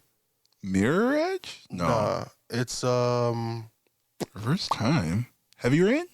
No, not Heavy Rain. They made a trilogy with it too. Slipping my mind. I would have to check, but all right, go ahead. But yeah, so like I would rather kind of watch walkthroughs on that, because I'm like, there's no real Prince of Persia. No, it's not Prince of Persia. It's not a girl. Yeah. It's about this girl. She's in school and stuff like that. She's like, Life is Strange. Life is Strange. That's what it is. Yeah. So something like Life is Strange, where it's like it's more focused on like the story itself rather than the of like the aspect of like trying to develop, like, train your character and stuff like that. When it's like more of like that kind of RPG where you have to train a character, I'm more interested in playing it. Yeah, man. But when it's like something like Life is Strange, it's a great game, but I'd rather just watch someone else play it. You know what I mean? I mean, if that's your fancy, I mean, it is what it is. But like, point being, it's just like that world is just getting better and better, and I think it's like I said, Nas is good on picking up. He could have maybe gotten into it earlier, but he's getting into it now when, like, Metaverse is never too late, only because it's getting better and better. Yeah. Like, Metaverse and, like, the whole AR and, like... we're getting into, like, the Oculus and stuff like that. Yeah, the next purchase I make will probably be one of those headsets. I'm thinking about it. I'm thinking about the Oculus is like $300-$400. Even my mom's been seeing it, and she's like, "Yo, like, I'm interested in doing it," because she's like, it's being adapted more. Yeah, and it's pretty cool where it's like we're in the generation now is we're gonna be actually being able to join the VR world, which is pretty dope. My only concern is I don't know how it's gonna be on the eyes. Only you can't be on it too long, I imagine, because like the videos. You already know how mans play video games. They always say you can't be on it for too long, but they gonna play on it for too long. I know, but like, it's that screen. Like, there's always a viewing distance for any screen, so it's fine you being in front of the screen. You just gotta be way back. You know, you can't be like right in front of it, obviously. So I just don't know how having those screens right in front of your eyes, how it'll affect it. So there was this thing that I saw. And basically, it's what they're trying to do is that they're trying to take, I guess in a way, trying to make it that it puts you in like your conscience or something like that. Full dive VR. Yeah. So I know that's the end goal, where they want that, like, you just click something on your head and be like, okay, I'm just gonna be immersed in it and stuff like that. Yeah. It's not gonna have that kind of effect on my eyes, but that's like long term. But I think that'll be working in tandem with the Neuralink thing that Elon Musk is coming up with. Yeah. It's definitely going to be something entwined with that, where it's going to, because their whole thing is like, I'm pretty sure you've seen it with Earn Your Leisure, how they had like one of the guys came through with the headset, and he's like, how the way that they set it up is that basically they want that when you touch something in the game. Oh yeah, I did see that one. You feel it yourself, and if someone were to come and like stab your hand in the real world, you wouldn't even feel it, because your brain's being tricked to focus on what's in the Oculus and stuff like that. I don't know if it's you don't feel it, but you don't feel it right away, probably. No, you don't feel it because your mind, Because the only reason why you react to those things is because your mind tells you, like, oh, yo, I've been stabbed. Mm-hmm. What do I know about being stabbed? Yo, this hurts. And then I'm going to react. But I think the pain sensors would still go off. It's just that you won't see it, so you don't know it happened right away. But like the pain sensor is controlled by your brain. 10 seconds away, you'll probably feel it. You'll probably be like, yo, why is your hand hurting? My hand feels kind of weird. Yeah. But then you won't really think much of it because you're not, like, you're focused on the... So are you saying, like, the device would block or dampen those sensors? It manipulates your brain. It manipulates your brain to think that where you are in the metaverse or wherever you are is in that situation. I think you would still feel it, but I don't know. All right, we'd have to wait until it happens. Yeah. But since we're still talking about video games, we got to talk about Microsoft acquisition with Activision. Activision and Blizzard. Yeah. Nigga, why you add so much emphasis on it? Like it's actually over, bro. No, it's not. It's over. You acting like it's the 2000 dunk contest. It's over. Y'all not Vince Carter. It's over. Nah, y'all not, bruh. Y'all not. It's not. How's it over? What y'all got now? We're about to find out. Call of Duty. We're going to find out in the next couple of years. Call of Duty is all y'all got. Because right now... Just know, Call of Duty is the only thing, is what they paid for. Because, the thing is, I will say is this. A lot of people like you that are a part of Sony, you guys are expecting things to happen overnight. You guys are expecting that because, Microsoft did all these chess moves, things are going to happen tomorrow. All right, bro. Microsoft right now, they're planting the seeds. I hope so. Right now they planting. Y'all need it. Right now they planting the seeds and everything, because I also include PC with Microsoft. I don't care if you try to say no, it's not. I'm not saying it's not. Sure, go ahead. Microsoft y'all need it. Own that. Y'all need all the help y'all don't can matter, get, bro. And you know how dry Xbox is. How excited y'all are over this. Just this little thing. This ain't that big. Chess move. Call of Duty? Yo, you know how down Activision Blizzard was? They're down. That's why they could buy them. And we're about to build it back up. World of Warcraft.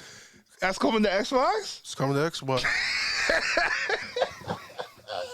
All right, bro. And all the games and the fact that they're owning Activision. Yeah. I think that's like I think it is. It's a big chess move where it's like right now they're planting the seeds for not just console gaming. Getting away from the console wars and just looking at it as a business deal, yeah, it's great. Yeah, but like what I'm trying to say is like I feel like it's gonna be something where in the next like 5 to 10 years, we're gonna look back and be like, damn, that was a really good move what they did there. Because it's gonna be really pushing towards like the whole VR like gaming aspect of things. And I think the fact that like something like Activision Blizzard has like a certain community and has a certain like cult following, you can say. It's gonna be something where it's gonna make it easier for Microsoft to be like, okay, we have these people and they're gonna be helping us push what we got. And we know that this is what they're looking for and this is what they want. As much as I hate Call of Duty. You hate Call of Duty? I hate Call of Duty. Call of Duty's so good. Go ahead. No, I hate Call of Duty. But you like Apex. Yeah.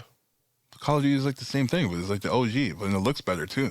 Go ahead, whatever. I'm over Call of Duty. All right, go ahead. My days was Modern Warfare days. Modern Warfare 2? All right, cool. Yeah. No, the new joint's good. Well, even the new Modern Warfare is good. It's whatever to me. All right, go ahead. Sorry. But the whole thing, what I'm trying to say is just like, I feel like this is much bigger than what people look at it as. Because I think Activision definitely would have bounced back if they didn't sell to Microsoft. Just because of the fact of like the VR like world and everything. And the fact that more people are trying to be involved in VR and games like World of Warcraft, it's something for people to be walking around and doing shit in. Yeah, and because I'm pretty sure that game's already. Oh no, that's top down, isn't it? Or is it the classic version's top down? I don't remember. How's World of Warcraft played? Is it first person, or is it top down? I think it's top down. But like I'm pretty sure, if anything, you can change the first person. If you could change it, yeah, that'd be a cool experience. Only because like it's not super graphically intensive. Yeah. So yeah, it'd be cool. But like, I don't know. I think it would actually be better if they just like fully absorb all of their assets and put it towards like shit they already have and like projects they already have, like Fable.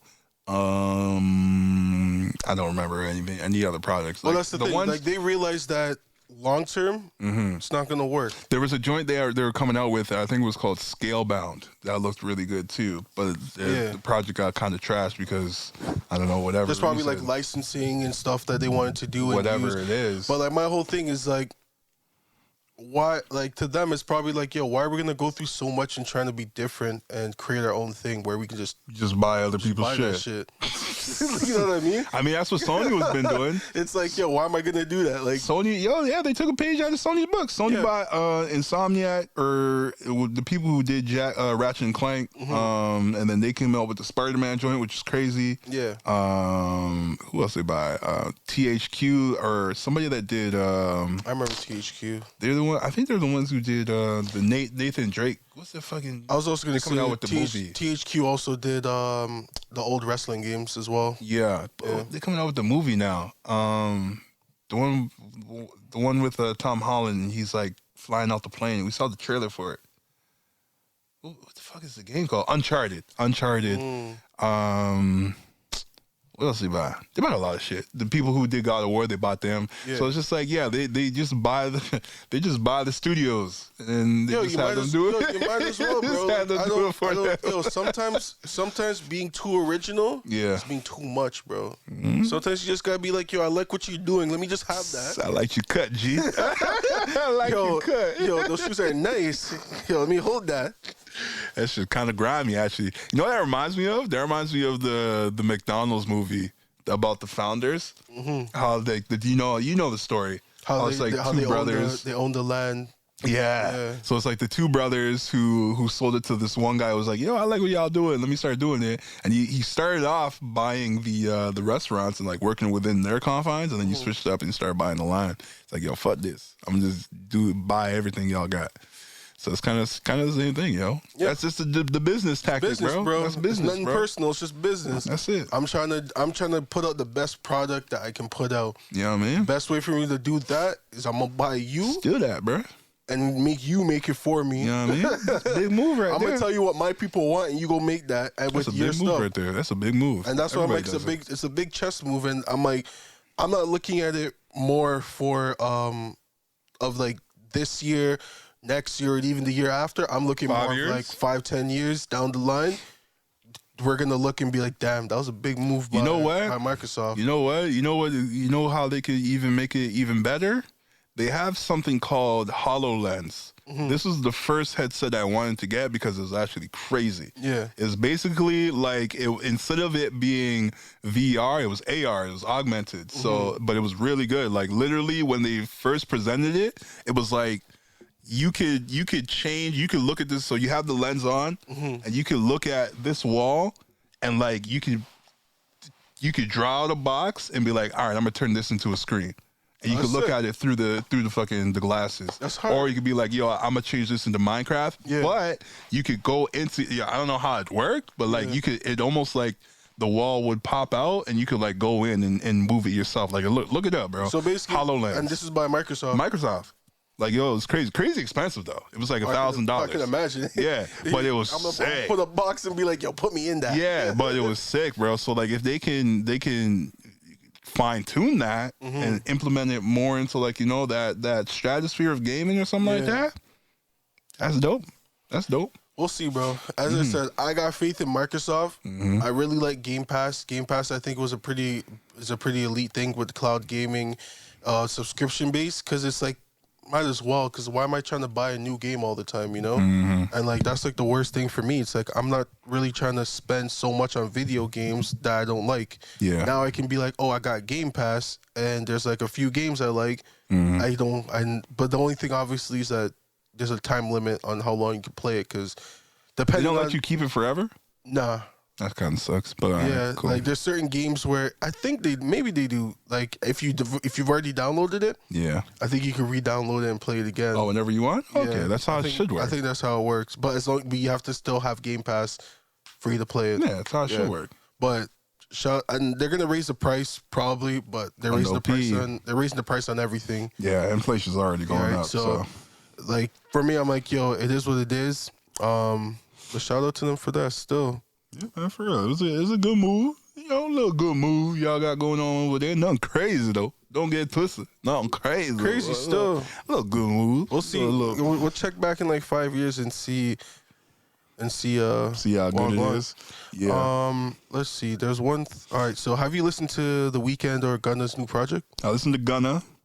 I actually listened to The Weeknd as well. The Weeknd was forgettable. Gunna so far, Pushin P, baby. Yo, that's the only reason. That's the only reason why I think Gunna's thing still Pushin P, baby. It's still relevant right now because what he brought with it, the Pushin Ps. I think the message of Pushin P was way better than the song. The song was not great, but the Pushin P, there's bare moaning in it. Pushin P, baby. It's the song with Drake.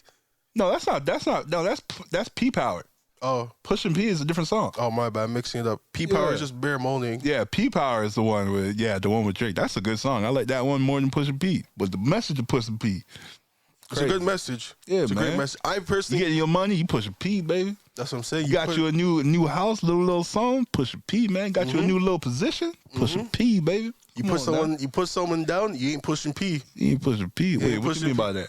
So if you're putting someone down, like you're you discrediting them. Yeah, you ain't pushing P just with being that, a dickhead. Man. Yeah, you ain't pushing P. Ain't pushing P. I was thinking like you taking somebody down, like you fucking a girl. Like you pushing P. I would have said like putting a ting down or something like that. But, go ahead. Me personally, I thought he dropped a really good project. Yeah, I liked it. South to West hard, Too Easy hard. P Power hard. Flooding. But I personally believe The Weeknd dropped a masterpiece. Yo, it was forgettable. I gotta listen to it again then, because I gave it one listen through and I was like, you gotta listen to it again, man. I listened to it like a few times. Yeah. Masterpiece. Reason why? I'm gonna break it down. Quincy Jones, huh? Quincy Jones is number one. When I heard Quincy Jones was on it, I was not even just like talking. Quincy Jones had his hands all up on it, like a. So it's like a Thriller joint. Yeah. All right. So when I heard that, I was like, all right, expectation high. Okay. It met my expectation. Jim Carrey came through with the soothing voice and all that, like you're listening to an actual radio station and everything. I really. That was cool. I like that. For me, when it comes to albums, I love albums with concepts.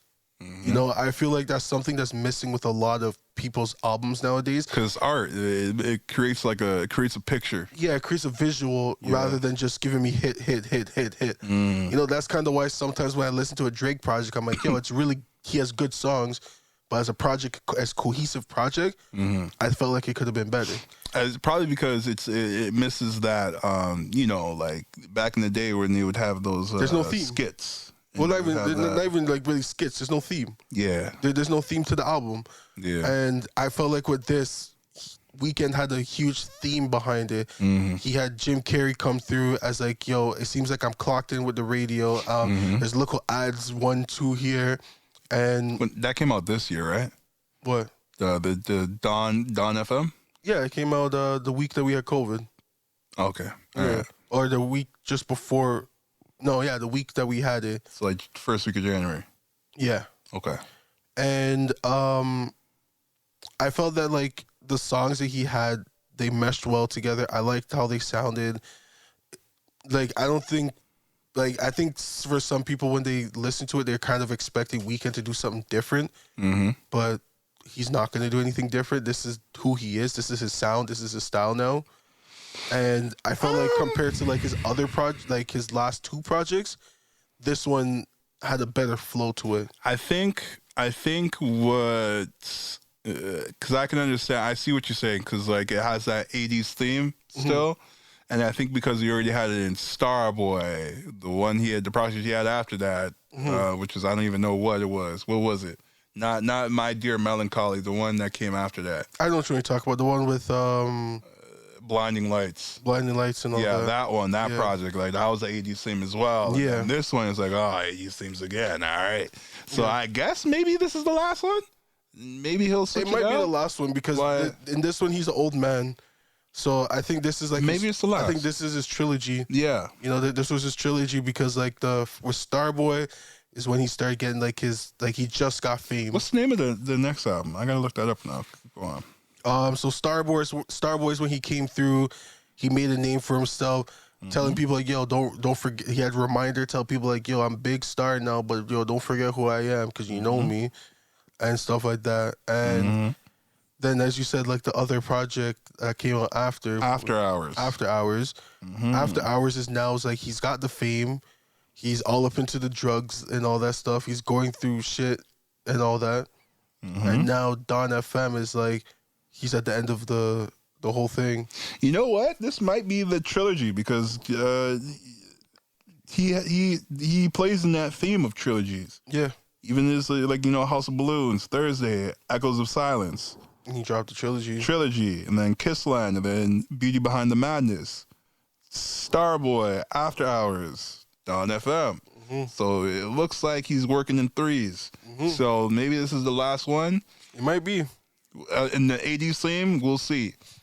But like, I just liked his whole style on like what he went with. Let me actually look at the track list because I don't remember song names and all that. Yeah, I don't know. For me, like I said, it was kind of forgettable. I don't really remember it too much. I have to give it a listen because you're saying it's a masterpiece. I think it's a masterpiece, man. I really love this album. Oh no! Oh, there's an alternate world. Huh? This is other tracks. Oh, this is just videos. I'm not trying to download no videos. So let's see. Take My Breath was fire. I Heard You're Married with Lil Wayne's fired. Don't Break My Heart. Is There Someone Else? Starry Eyes. Best Friends is not bad. Here We Go Again. Love that song with Tyler, the Creator. Other Times, fire. Sacrifice, Take My Breath. How Do I Make You Love Me?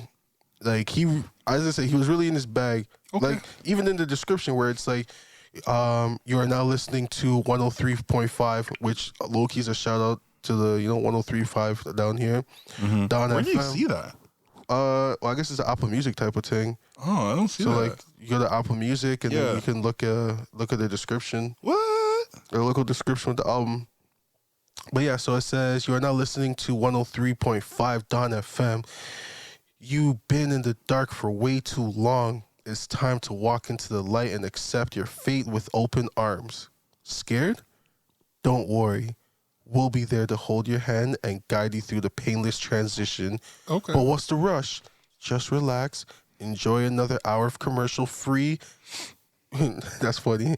Another hour of commercial free yourself music on 103.5 Don FM. Tune in. And there's a little bit more. There's like 2 more paragraphs, so I'm not going to read all that. Yeah. But yeah, it's just kind of like, I just like, cool. As I said, I like the concept. I like the flow of it. I like the style.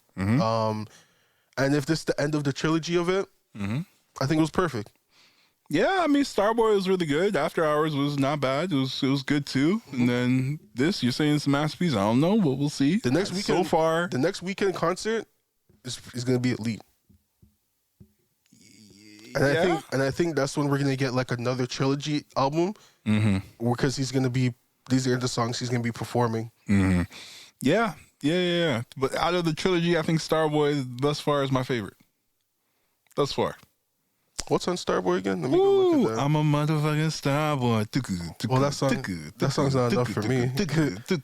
That's a really good one, though. There's a lot, though. Like you said, a reminder. Oh, you know the album that kind of messed up the trilogy, though, was My Dear Melissa. I don't even know if that's an EP, bro. That's not really an album. Yeah. That was just like he was in his feelings. He was in his feelings because of the breakup. And he just dropped that. Like, that shit came out of nowhere. Starboy, Reminder, Rocking was a pretty nice song. Bruh. Secrets, Stargirl Interlude, Sidewalks. True Colors was good, too. In Your True Colors. Yeah, man. Ordinary Life was good. All right, let me see After Hours. Die For You? Woo. After Hours, Too Late, Hardest to Love, Scared to Live, Snow Child, Escape from LA, Blinding Lights in Your Eyes, Save Your Tears, Repeat After Me. Yeah, Starboy, bro. For me. And Don FM. I probably have to listen to them all together. Yeah. And then I have to make my decision off of that. But fair enough. But definitely Don FM, masterpiece in my eyes. Okay. Gunna dropped a really great project. Yeah. I like the fact that he really he did his thing on it. Why did he say he don't fuck with Freddie Gibbs?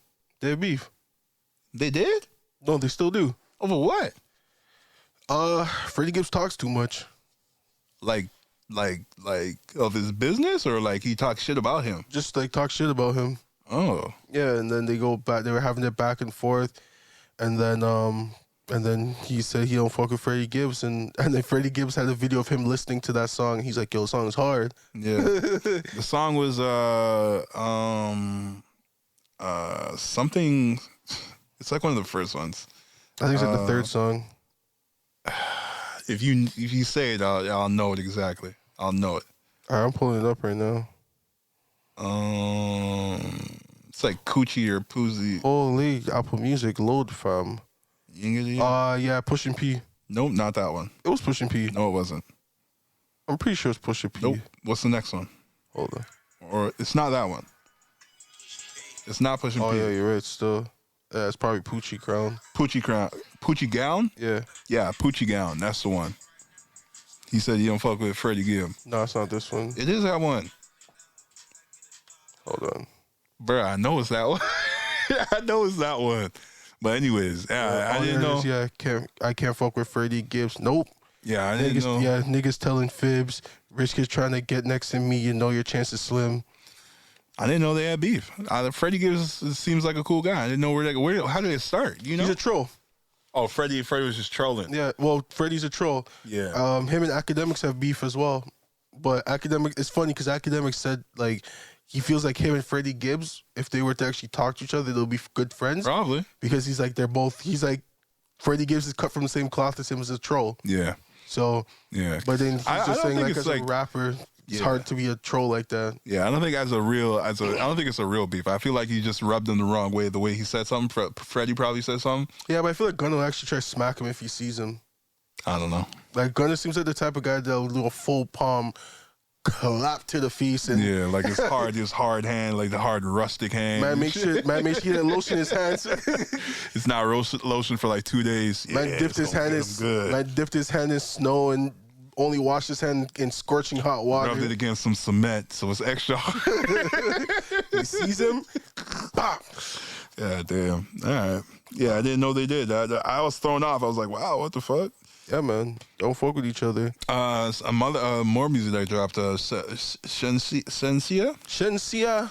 just dropped a track with Tracker album. What was it? It's a track, but like I can't rely on Megan Thee Stallion. What happened?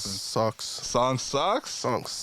Damn. The video, obviously. I mean, it's very, very, very, very provocative. Yeah, it's provocative. But the song sucks. Speaking of provocative, the one and only Legend. Turn up my mic. History in the making.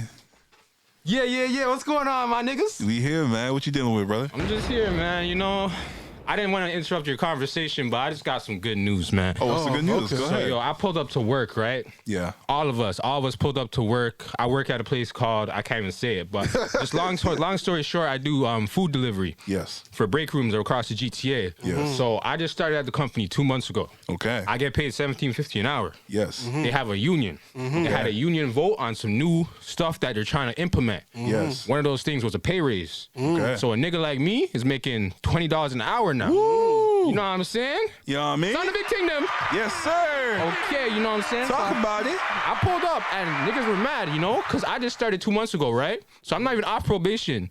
I'm making $20 an hour. You know how much these niggas are making? How much? 21. Okay. So these niggas are looking at me cheese. They're like, Why? yo, nigga, you been here 2 months. I've been here 5 years. Yo, I can't understand why niggas get mad at another dude getting money, bro. Don't watch my paycheck. For real, That's what I'm bro. saying, though. Watch your funds. I'll tell you why. Because Not even that. Just be happy for the dude getting his money. You not paying him. No, they want. Look how you get there. It's not like it's coming out of his pocket. That's what I'm saying. They want you to put in the same amount of years, Bruh. to get to where they're at. Dumb. Bro, okay, but here's the thing with that, yo. I was talking about this with one of the niggas I work with. Yeah. Like, at the end of the day, that job is not the be-all, end-all for me, you know? It's just a temporary spot. And he should be looking at it the same way, too, because... Well, that's why they're cheese, because they're like, yo, why is this guy that's here temporarily? It's not even about that. It's not even about it. This could be your dream job. This could be your career. This could be somewhere you're in the company, bro. Nigga, we not the company, bro. Yeah. You getting it from, like, Microsoft, the big boy? Yeah, get your paper, dog. I want to see you get rich. So some men are different. Some niggas are bitch they're ass just bad mind niggas. people. Bad mind people. That's really what it is. Like, yo, why you watching Bitch-ass other niggas' niggas, pockets? And secondly, you're getting back paid. Like, there was something in the contract about niggas were getting like paid for a certain amount of time. One, for trading niggas, they were getting $1 more. Yeah. So they were gonna get back paid for all the training they did in the past years, and they were getting back paid for like pay that they missed on certain days. Oh, okay. So it's Shout like out to the union, bro. Dude, they actually blessed, man. So, the union was looking out for niggas. I can't lie. It's still like telling the union, yo, as much as people try to argue union, Union's nice. you may pay those union dues, but yo, when stuff like this happens, Like I should have. blessed. I'm not gonna say where, but I should have been fired somewhere. yeah, I feel you. 10%. That's all I gotta say. 10%. Should have been hit me kind of hard still, but you know, then the motherfucking COVID happens. Like, hey, Hey man, who you trying to fire? Y'all You ain't niggas? got enough. You ain't got enough niggas y'all in ain't there. got it. Y'all ain't got it. Y'all ain't got the juice like I already that. said too much though, so I'm not even gonna say. You know what I mean? But yeah, man, shout out to you, bro. Shout out for that. You know, legend, make a legendary move. Bro. Yeah, bro, I haven't been on Mans or Mossin in a minute, so I know the fans were missing me, and so I had to like check in. Everybody got hit with that Omarion, man. That Omarion. I don't even know if I got hit with the Omarion. Like, You didn't get tested? I did get tested. I got COVID. I tested positive. Right. I was asymptomatic though, so I don't know if the Omarion hit me. You know what I'm saying? Okay. What you mean? Because it could have been a different one. It could have been the Omarion Delta. Oh yeah, because you don't know which one it is. Yeah, they don't tell you which one it is. You know, like, That's kind of the messed up. Why can't they tell you? I think it's too much work for them to do that. 'Cause they probably got to do like blood work and stuff So like they that. on some fuck shit. yeah, they got to go do some deep analysis for Yeah, that. and they're like, yo, you got to probably pay for that. And you already know mans aren't trying to pay for that. I'm not even trying to pay for a rapid test. So I'm not trying to pay to see. I'm not what paying for COVID I no have. test. That's what I'm saying. Why am I paying to get tested? Yeah, Exactly. that don't make sense. Yo, actually, now that I think about it, employers should cover the cost of any test I got to take because I can't show up for work now. 100% they should. 100%. Yo, For me, union. I guess Yo, it's the union done yet? That's what I'm saying. Yo, I can't lie though. I can't lie. So sorry to bring it back to that. I got a DM we had to them, take what? a vote on the all the stuff that they were talking about in the agreement. Yeah. And you know the niggas that have been there for 20 plus years, they're like, are you guys not seeing this? They're ripping us off. Yeah. They're going crazy with it. Yeah, they're going in. Yeah. They're just like, yo, they didn't even give us more vacation time. Yeah. I'm like, yo, my nigga, you gotta chill out. Like, this isn't the be all end all, That's bro. his life, Like, though. for real. Yeah, like, but somebody 20 years in, that's their life. I can understand that kind of. nah, bro. Yo, like, honestly, Yeah. the job is too easy to complain. Like, bro, like, if I'm being honest, I'm explaining it. I work from 5 a.m. to 1:30 every day. I get to the truck bay at 5 a.m. I load my truck. That takes about 30 to 45 minutes. And then they usually, like, they'll give you a route of, like, 4 spots. 4 spots will be in the same city. So I usually get Mississauga. I go out. I do my work from about 6:45 to about 10:30. That's when I'm working. And I finish all my work by 10:30. Oh, Now, mind you, then you're I'm chilling. done at 1:30. Yeah. So I have to kill 2 hours. Right? 11:30 and then 12:30. Kill 2 hours. Yeah. All niggas Chilling. are on the kill 2 hours wave. So you're really only working 5 hours. And you can realistically probably just stretch it out to one where you do certain orders at certain times so that it actually. Exactly. I mean, like, yo, if you really want to stretch out the work and make it longer for you, yeah, you could work for those 8 hours. But if you're a real nigga and you want to get your jobs done quick, you can get that shit done in 3-4 hours. You know what I'm saying? Yeah, can't The complain. point I'm trying to make Can't is complain. that job shouldn't be a lifetime job. Niggas shouldn't be working there. Like, if you have a family and you were making 17, 19, whatever dollars an hour, I don't want to wage shame people, but like, like at the end of the day, It's not enough though. it's not enough. Not in Toronto. At least. So I understand why you're mad, but at the end of the day, get a better paying job. Get a better job. Yeah. But I mean, like some people can't though. Why? Opportunities. Actually, No, it's not that they can't. they won't. They won't. I was said it also wrong. gonna say Yeah. a lot of them are just comfortable. That's what it You know, is. like they So get they comfortable in won't. their position. They're used to their day to day. Yeah, because They're just not trying recently, they're not trying to add like any like speed bumps into their lives. I found a website that gives you free certificates and it's free courses. You could take them and then it's like Google cloud computing, like marketing, like things that you could use to apply at jobs, certain jobs that'll pay you a lot better. Like you can apply to Google, you can apply to Facebook, you can You might apply. have to send me that link still. Yeah, I can send it to you for sure. Facts. And that being said, too, like remember what I said. We work from 5 a.m. to 1. Maybe not everyone's built like this, but after 1 o'clock, you could start a job that goes from 3 to 10, Yeah. 3 to 9. Yeah. You know what I'm saying? Like, you know, there's a lot of ways to make more money. And like, once again, I don't want to wage shame people, but that's the only way to like get people out of the comfort zone, you know? Like, it's getting out of your comfort zone. Literally. It's doing things that makes you feel like, I don't know if this is going to work out. Do it. I'm going to be honest, because like, yo, that's how I felt about, okay, so I used to work at MLSE, more specifically, Real Sports Apparel. Yes. I was making minimum wage, which was at the time was $14.50, I think. Something like that. Something like that. So, it was a great job. I was only there at the job for the entertainment aspect of it. You know what I'm saying? Seeing the Raptors play. Being around positive energy all the time. And I was talking to Daniel about this. I was like, yo, like, working when I just graduated from college and I was working at the Raptors, that was probably the only time in my life where I felt like it was a 9 out of 10. Because I was always around, like, when you're always around people coming to a game, like, people are excited to be there. Everyone is excited to be there. All your coworkers are excited to be there. And I didn't have, like, this overwhelming shadow over my head where it's like, yo, I have schoolwork to do. Because you're young. Or, like, I have responsibilities. Like, I didn't have none of that.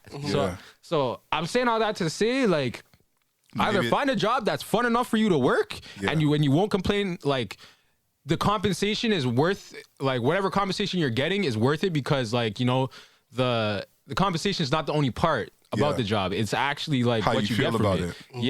Or get a better paying job. Those are the only, to me, those are the only two ways to find happiness. That's why I left Aviva. No, I don't work there no more, bro. Because yo, I wasn't happy. Yo, you can shame them as much as you want. I'm not there no more. If you're not happy where you are, toughing it out ain't worth it. It's not. It's because a lot of times people feel like where they're at is the end all be all until they actually get fired or when they quit is when they're like, oh, there's actually a better light. There's lots of options, man. I'm gonna be honest. The current job I'm at, I didn't even say the employer name, but I didn't say it because I'm moving wild at the job right now.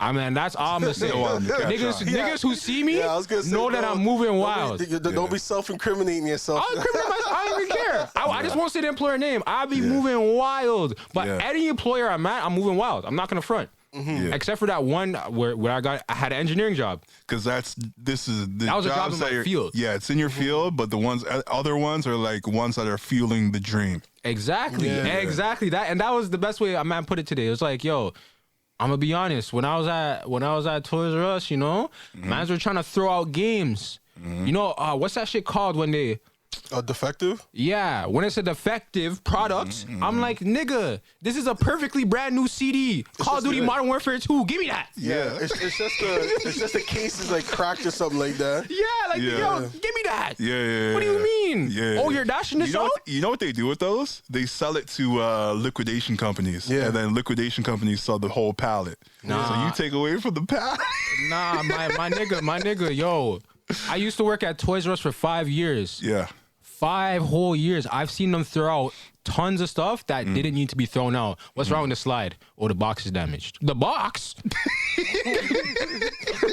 the box? What do you mean the box is damaged? Give me that. Yeah. I used to work at No Frills, man, and that used to like cheese me the most because like the amount of times like we had to like throw out food. Oh yeah, they do it all the time. Yeah, and it's just so crazy. Fast food companies are really bad with that too. I used to snatch bare food, yo. Yo, you know what? I remember like we used to like crack open certain things on purpose and then be like, we're just gonna have this for lunch. And that'll be like the main thing from there. But that'll be the benefit of that. So, man.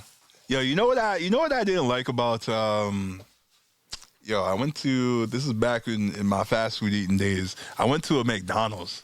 And yo, they gave me an extra fries. I didn't ask for it, and they also charged me for it. I was like, I was wondering why the bill was so high. And I was like, I didn't want this. And they're like, all right, we'll take it off, but get the fries back. I looked at them weird. I was like, what you gonna do with it? Like, you can't put it back into the fry box. Just that shit. You know what I mean? They just throw it out. Just let me hold it. You know what I mean? Y'all fucked up. Let me hold this. But that's what I was saying in my mind. I was like, all right, here, whatever. But like, that just goes to show how much they waste. Yeah. So yeah, a lot of food, a lot of products. Yo, I can't lie, bro. I've been getting a lot of Popeyes lately, but not like I don't get the regular chicken. I get the tenders because they actually have to drop it in the oil and actually cook it. Yo, you know when I killed those tenders? You remember when they gave out those coupons? At the job. Yes. And they was like, yo, the coupon was crazy. Yeah, it was a nuts coupon. $2? You get a box of 5 tenders and a drink. Yeah. For $2. Yeah, That's Dog, elite still. I had like 30 coupons. Stacks. I had a stack. Bruh, I killed that shit. Because if you're trying to get 5 tenders in general, it's like $10. Bruh, this So coupon was That's crazy. not even with the drink. No. 5 tenders is like if you're getting a combo, Yeah. tenders, fries, and a drink, that's like Yeah. $14. But here's what I'm saying. I've been getting $2. Popeyes for the last so last month consistently, probably about like once or twice a week. And I've been getting a 3-piece tenders, but I tend to go there at night. No pun intended. Wow. All that right there, Go 10, ahead. no pun intended. Anyways, Go ahead. yeah, so I'd be going there at night and I'd be getting a 3-piece. But every time I get a 3-piece, Shorty always be giving me a 5-piece. Okay. I mean, like, I was trying to What figure Shorty out. trying to get into? So I'm trying to figure out. It's one of two things. One of two things, bro. Yeah. One of 3 things. One, they see me as a skinny nigga and they're just like, this nigga needs to eat. Okay. 2, Shorty's trying to holler at me. Yeah, man. 3, they're gonna throw the tenders anyway. Yeah. Yeah. But I think it's 1. They look at me and they're just like, this nigga's skinny. He need to eat a little bit more, Let's just throw a little extra in there. Don't kill me, man. That's the skinny man advantage, I was gonna say It works out. even being a big man, because they'll be like, yo, 3 tenders ain't enough for this guy. They're like, we give more to this guy. Don't kill me, man. But yeah, man, I'm trying to. I haven't been to Nigel. We were saying earlier in the episode, we trying to stop the fast food. We trying to eat more natural. Trying to cook more. So I feel that. for the year. I was thinking starting next week, I'm not trying to buy no takeout. I'm just gonna Okay. make my own lunch and cook myself. And Now all we'll still get like Jamaican food. Yeah. And shawarma. like, that's it for me. Just Jamaican food. Okay, so this is my question. How much? Because we had this we talked about this the other day in the group chat. Because Aeroplan gives you points when you order over $25 on Uber Eats. Okay. So how much money do you spend a month on Uber Eats? I'll say it varies. I would say it varies from like 50 to probably like 150. But okay, But it usually depends because like a lot of times when I order, I usually order for like me and my mom. Depends or on what I'm something like getting. and but you order Uber Eats as well. Yeah, it depends. on what I'm That's my getting. question to you niggas. Both you niggas drive. Why do you order Uber Eats? I'm lazy. Why do you order? Laziness and convenience, honestly. Cause like, yo, I could get in my car and go get it, or I could pay $3 and $3? yeah, it's like $3 delivery. Nah, nigga. Like, yo, okay, so to me, it's not $3 because, well, obviously, I guess you're spending $3 in gas if you go and get it there yourself. But this is the perspective I have. If you order the food, you still gotta wait for the food to get prepared at the restaurant, and then you have to go get it. You have to wait for the driver to go pick it up and bring it to you. Right? That driver might have another order, so he might stop at another house first. That's already the first factor. Yeah. So that's what turns me off of Uber Eats. Traffic as well. Secondly, traffic. And my thing is, I don't like waiting. So like, it's more efficient for me to go and grab the stuff from the store than to wait for a nigga to bring it to me. Let me say this. Usually when I order skip the dishes, I'm doing something. So like if I'm like editing or if I'm like working or doing whatever I'm doing. So you have preemptive thoughts about I'm it. like, all right, let me order this now because I'm gonna be doing this, and then by the time I'm done, or if I'm still doing it, the order will be here. Yeah. So that's why usually when I order, but if I don't got shit to do, I'll go get it. Yeah. Yeah. I mean, like, yo, so here's my thing. I don't really order Uber Eats. I probably order Uber Eats like 3-4 times a year, maybe. Yo, last year killed me. Can't lie. Last year, I started picking up on that shit. 2020 is what got me. Or was it 2020? Yeah, probably 2020. 2020 is what really got me. That's the year when we were working in Aviva, and Yeah, so you can name drop him, bro. We don't work there no more. Yeah, now I was ordering that shit crazy. Can't lie. Understandable. Like, yo, when 2020 and even early 2021, I'll give it to niggas. Like, yo, you could have ordered as much Uber Eats as you want because that was really the only way. Like, you really couldn't. We were so in such a gray area that we didn't know what to do but to order the food. Yeah. And all these restaurants were opening out of nowhere. Like, yo, if we look back to 2019, half of these restaurants that are out now, it was like on Uber Eats, it was like fast food only. It was kind of a mix of both. Some are closing, some are opening. No, But I now feel like it's a lot of I places feel are like there's striving because of it. There's a lot more like mom and McDonald's. pa's like shops like Dav's Hotspot opened during COVID and like That was Full of open Love, before? Heartbreak Chef. That wasn't open before. That's a new joint? That's a new joint. Yo, Even bruh, Arnado's. I swear. That's new too, right? Anado's new. Anado's is brand But new. Yeah. Dave's or Dobbs, I swear that was open before COVID. Nah, Nah. I don't remember ever going there before A COVID. place that sick open before COVID and niggas didn't hear about it? No way. Yeah. No way, bro. Mac and cheese and wings? Imagine be there. I don't know. A little bit mud. Yo, there's been a boom on like I just been seeing on social media like where niggas are making wings, mac and cheese, and like they're pairing it with shrimp or lobster. Yeah, or, on Instagram. Yo, we were All talking about over. that before. Yo, Instagram be killing The it, comfort bro. food. Yeah. That's They what be it's all about. killing The it with comfort it, dog. food like really boomed after this. Yeah, and you Yeah. can't get that at places like McDonald's or fucking, Yeah. Wendy's, all that other shit. So, like, that's why I'm just like, bro, that shit ain't the best for you. Yeah, it's fast, it's quick, but, like, it's not the best for you. So just cut that shit out. Just go to fucking, like, Anado, like you said, Dobbs, like you said. Just eat a little bit better, or just fucking buy the shit and cook it yourself. But yeah, okay, so like that's my second question to you guys. Are you doing this because you want to eat healthier, or are you doing it for the money aspect? For me, it's more the money aspect. Eat of healthier. it.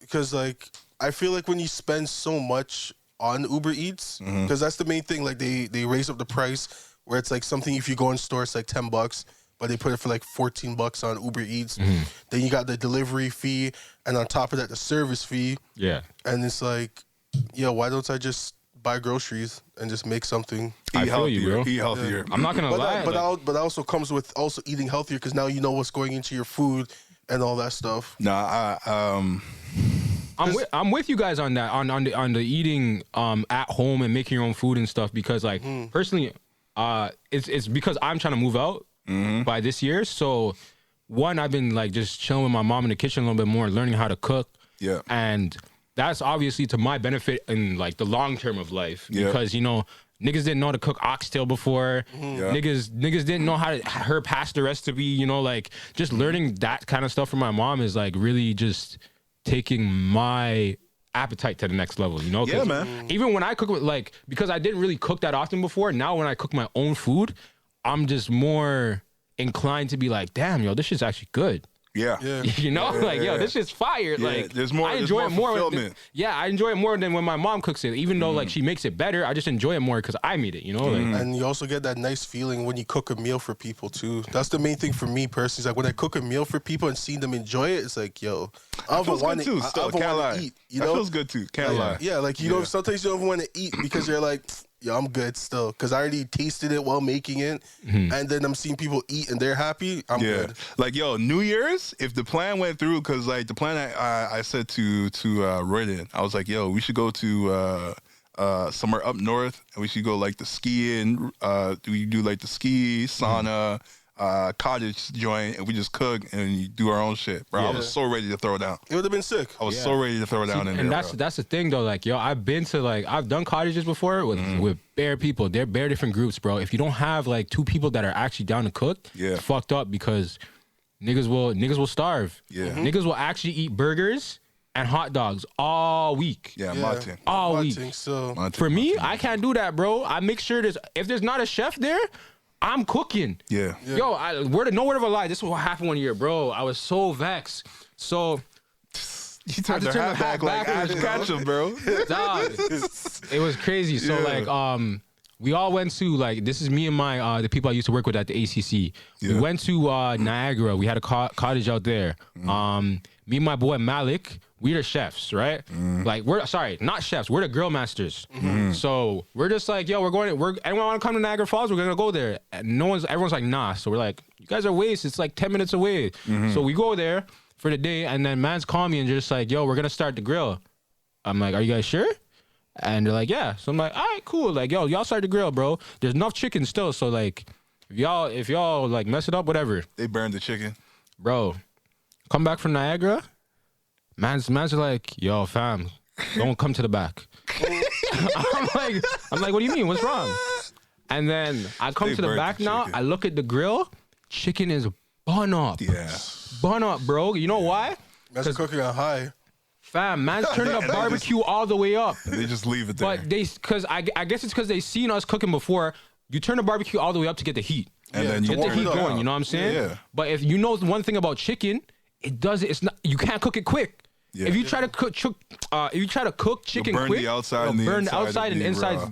You're getting salmonella. Yeah. So, and here's the other thing where niggas fucked up, and this is a rookie mistake. They put the barbecue sauce on right away. Yeah, come on now. Come on, So bro. the sauce is burning. The sauce was burned. I look on the inside. I'm like, yo, nobody eat this, please, because yo, you will die. Yeah. You will actually die. And I was just like, yo, who like, was on the grill? Point them out. a man that I'm gonna just say this: a man that we went to high school with was on the grill. I know who it is. I'm not gonna say their name. A former Loud Pack man was on the grill. Okay. Yeah. Dog. I couldn't believe it though, like, cause at that point when I got there, I'm just like, did he cook all the chicken? And man's like, nah. I'm like, yo, why do you guys have this on the table though? Just dash it. Like they guys had to burn chicken in a bowl, like they're ready to serve it. That's a skill everybody should have. You should know how to cook at least chicken and like beef, like the prime meat. Chicken's hard though. Chicken, like I get it though, cause like, yo, here's my thing. My first really cooking experiences was when I started going to Korean Grill House.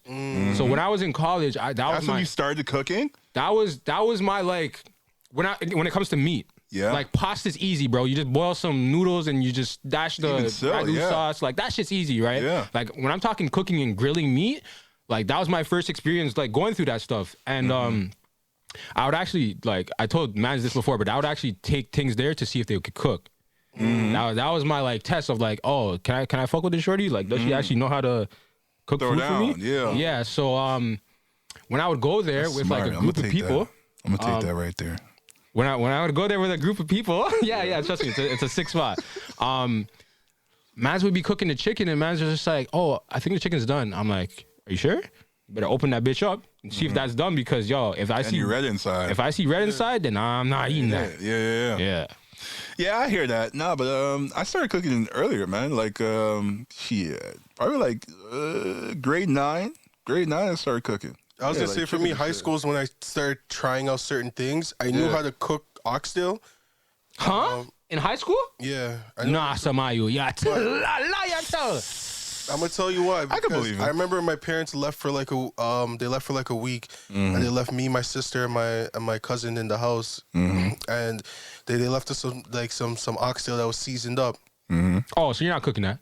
Huh? You didn't cook it? No, I cooked it. Seasoning's part of the process. Yeah, but I know what kind of seasoning you got to put on it. I'm not hearing that. Every man says that until it's time to season, and then it's true. Still, the seasoning's not there. Seasoning's very important. The seasoning is important. If you don't have the right seasoning, you don't get that flavor, man. I know you got to make sure you get the Grace one, especially. Yo, shout out Grace. You buy the premix. No. Oh, okay. But there is an oxtail seasoning. You add that to the rest of the ingredients, like But no, you put y'all add ginger. I don't. I put garlic. I put garlic, onions. You can do both, garlic and ginger. No, I think ginger. Yo, you put ginger, man. Ginger's a good kicker. I put it's a brown good in. kicker. I put like I was gonna say brown in the all-purpose powder. And you put the garlic. Well, no, you don't need garlic powder because you just use fresh garlic. You can cut up some onions in it. Yep. Some people I know cut tomatoes in it, but I guess it depends. And all the peppers and all that. Yeah, you cut up like some of the Scotch bonnet pepper and stuff like that. But like, I remember when we were making it, and because like you're supposed to put ketchup and barbecue sauce in the pot as well, so for the actual like sauce on it. And I remember. Sorry, I don't want to cut you off, but like barbecue sauce is ketchup. No. It is. Yeah, it's kind of the same thing. It actually is ketchup. I'm not lying to you. Ketchup just has, our barbecue sauce has what was it? Worcestershire? Worcestershire? I don't know. Yeah, I don't know what that shit that adds like a smoky flavor. Yeah. Oh, yeah. Well, either way, my cousin and my sister didn't believe me when I said you got to put ketchup in it. But then when my mom came back, she's like, "Yeah, you're supposed to put ketchup in the pot." I personally don't. Yeah, me either. It gives a little bit of a better taste to me personally. Yeah. Yeah. Okay, so this is the thing though. Like, when you're making oxtail too, do you guys have the thickener? It's like the water thickener essentially. Cornstarch? No, it's called like veloutine or something like that. It's in like a white and green box. But basically, you know the water that you have in the oxtail when you put it in the pressure cooker? Yeah. That's to make it your gravy thick. Yeah. It's gravy thickener. Yeah, I just use cornstarch. Do the same thing. Oh, Or you okay, can use cool. flour. Yeah. Flour? Starch. Yeah. Yeah. I never heard of that That's one, what you so. do. Yeah. If you don't have whatever you're talking about, you use either cornstarch, flour, or you can use bread. If you use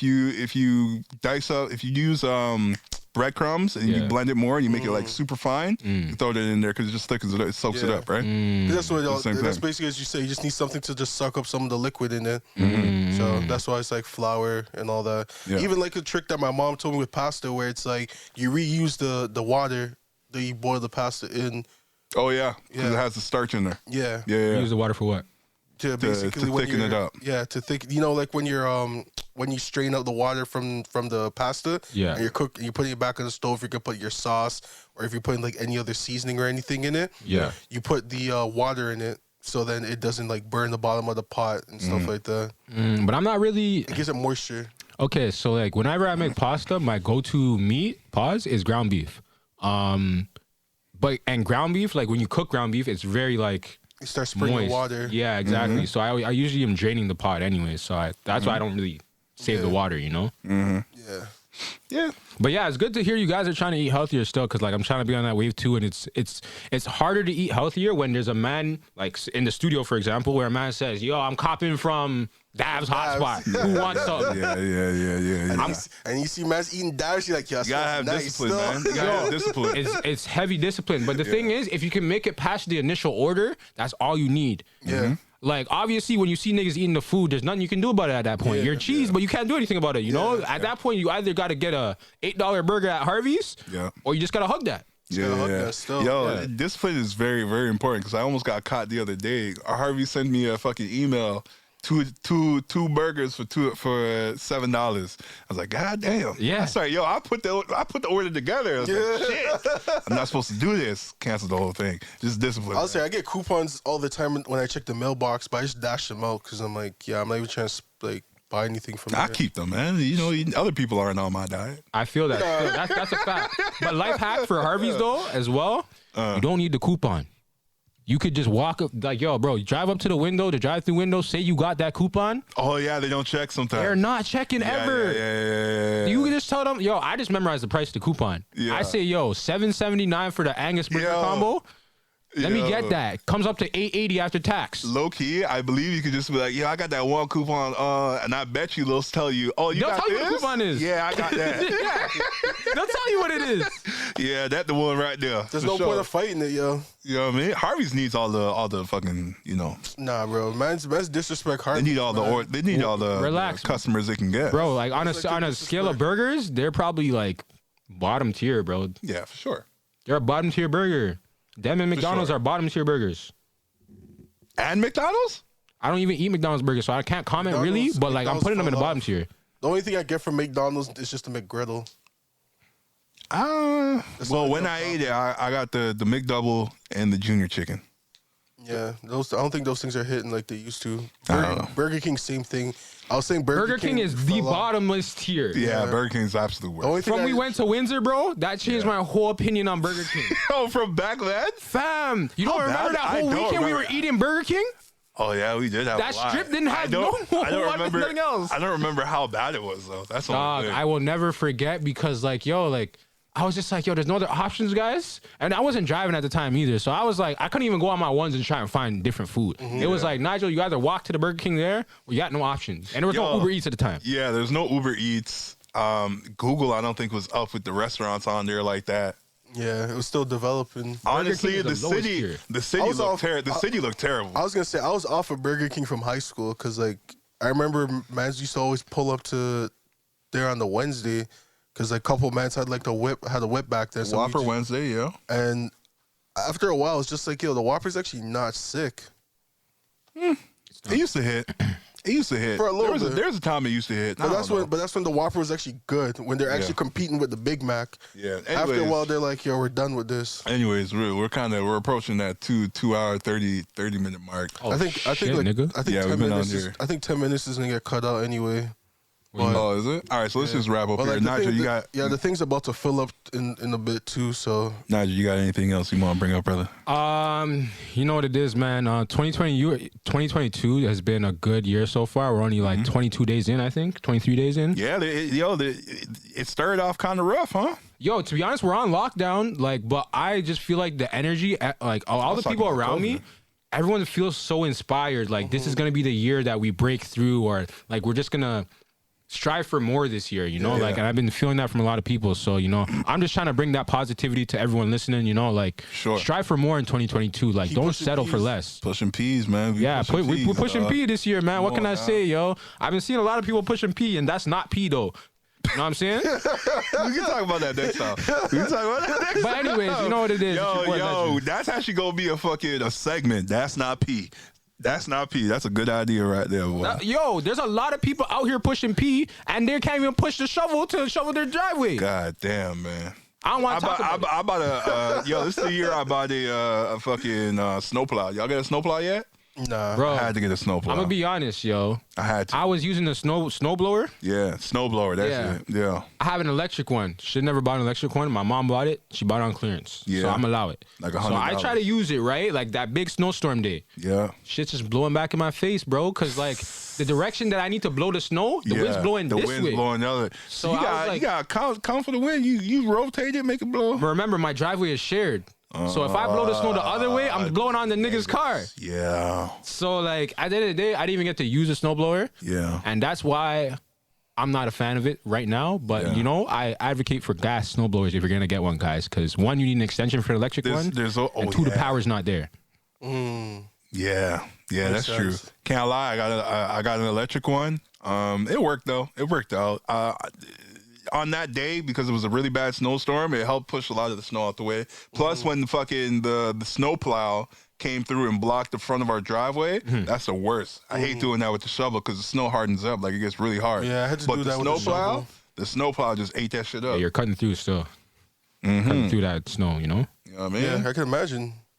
But anyways, you got anything else to bring up? No, that's it. That's me. No, that's you. Now you know. I'm good. DeAndre, anything else? No, that's it. No, I got it. All right. You already know what it is. You already know what it is. The Man from Mossin podcast came through listening to it live and direct. Thank you for listening. Episode 58. It's your boy. Bom, bom, bom, bom, bom.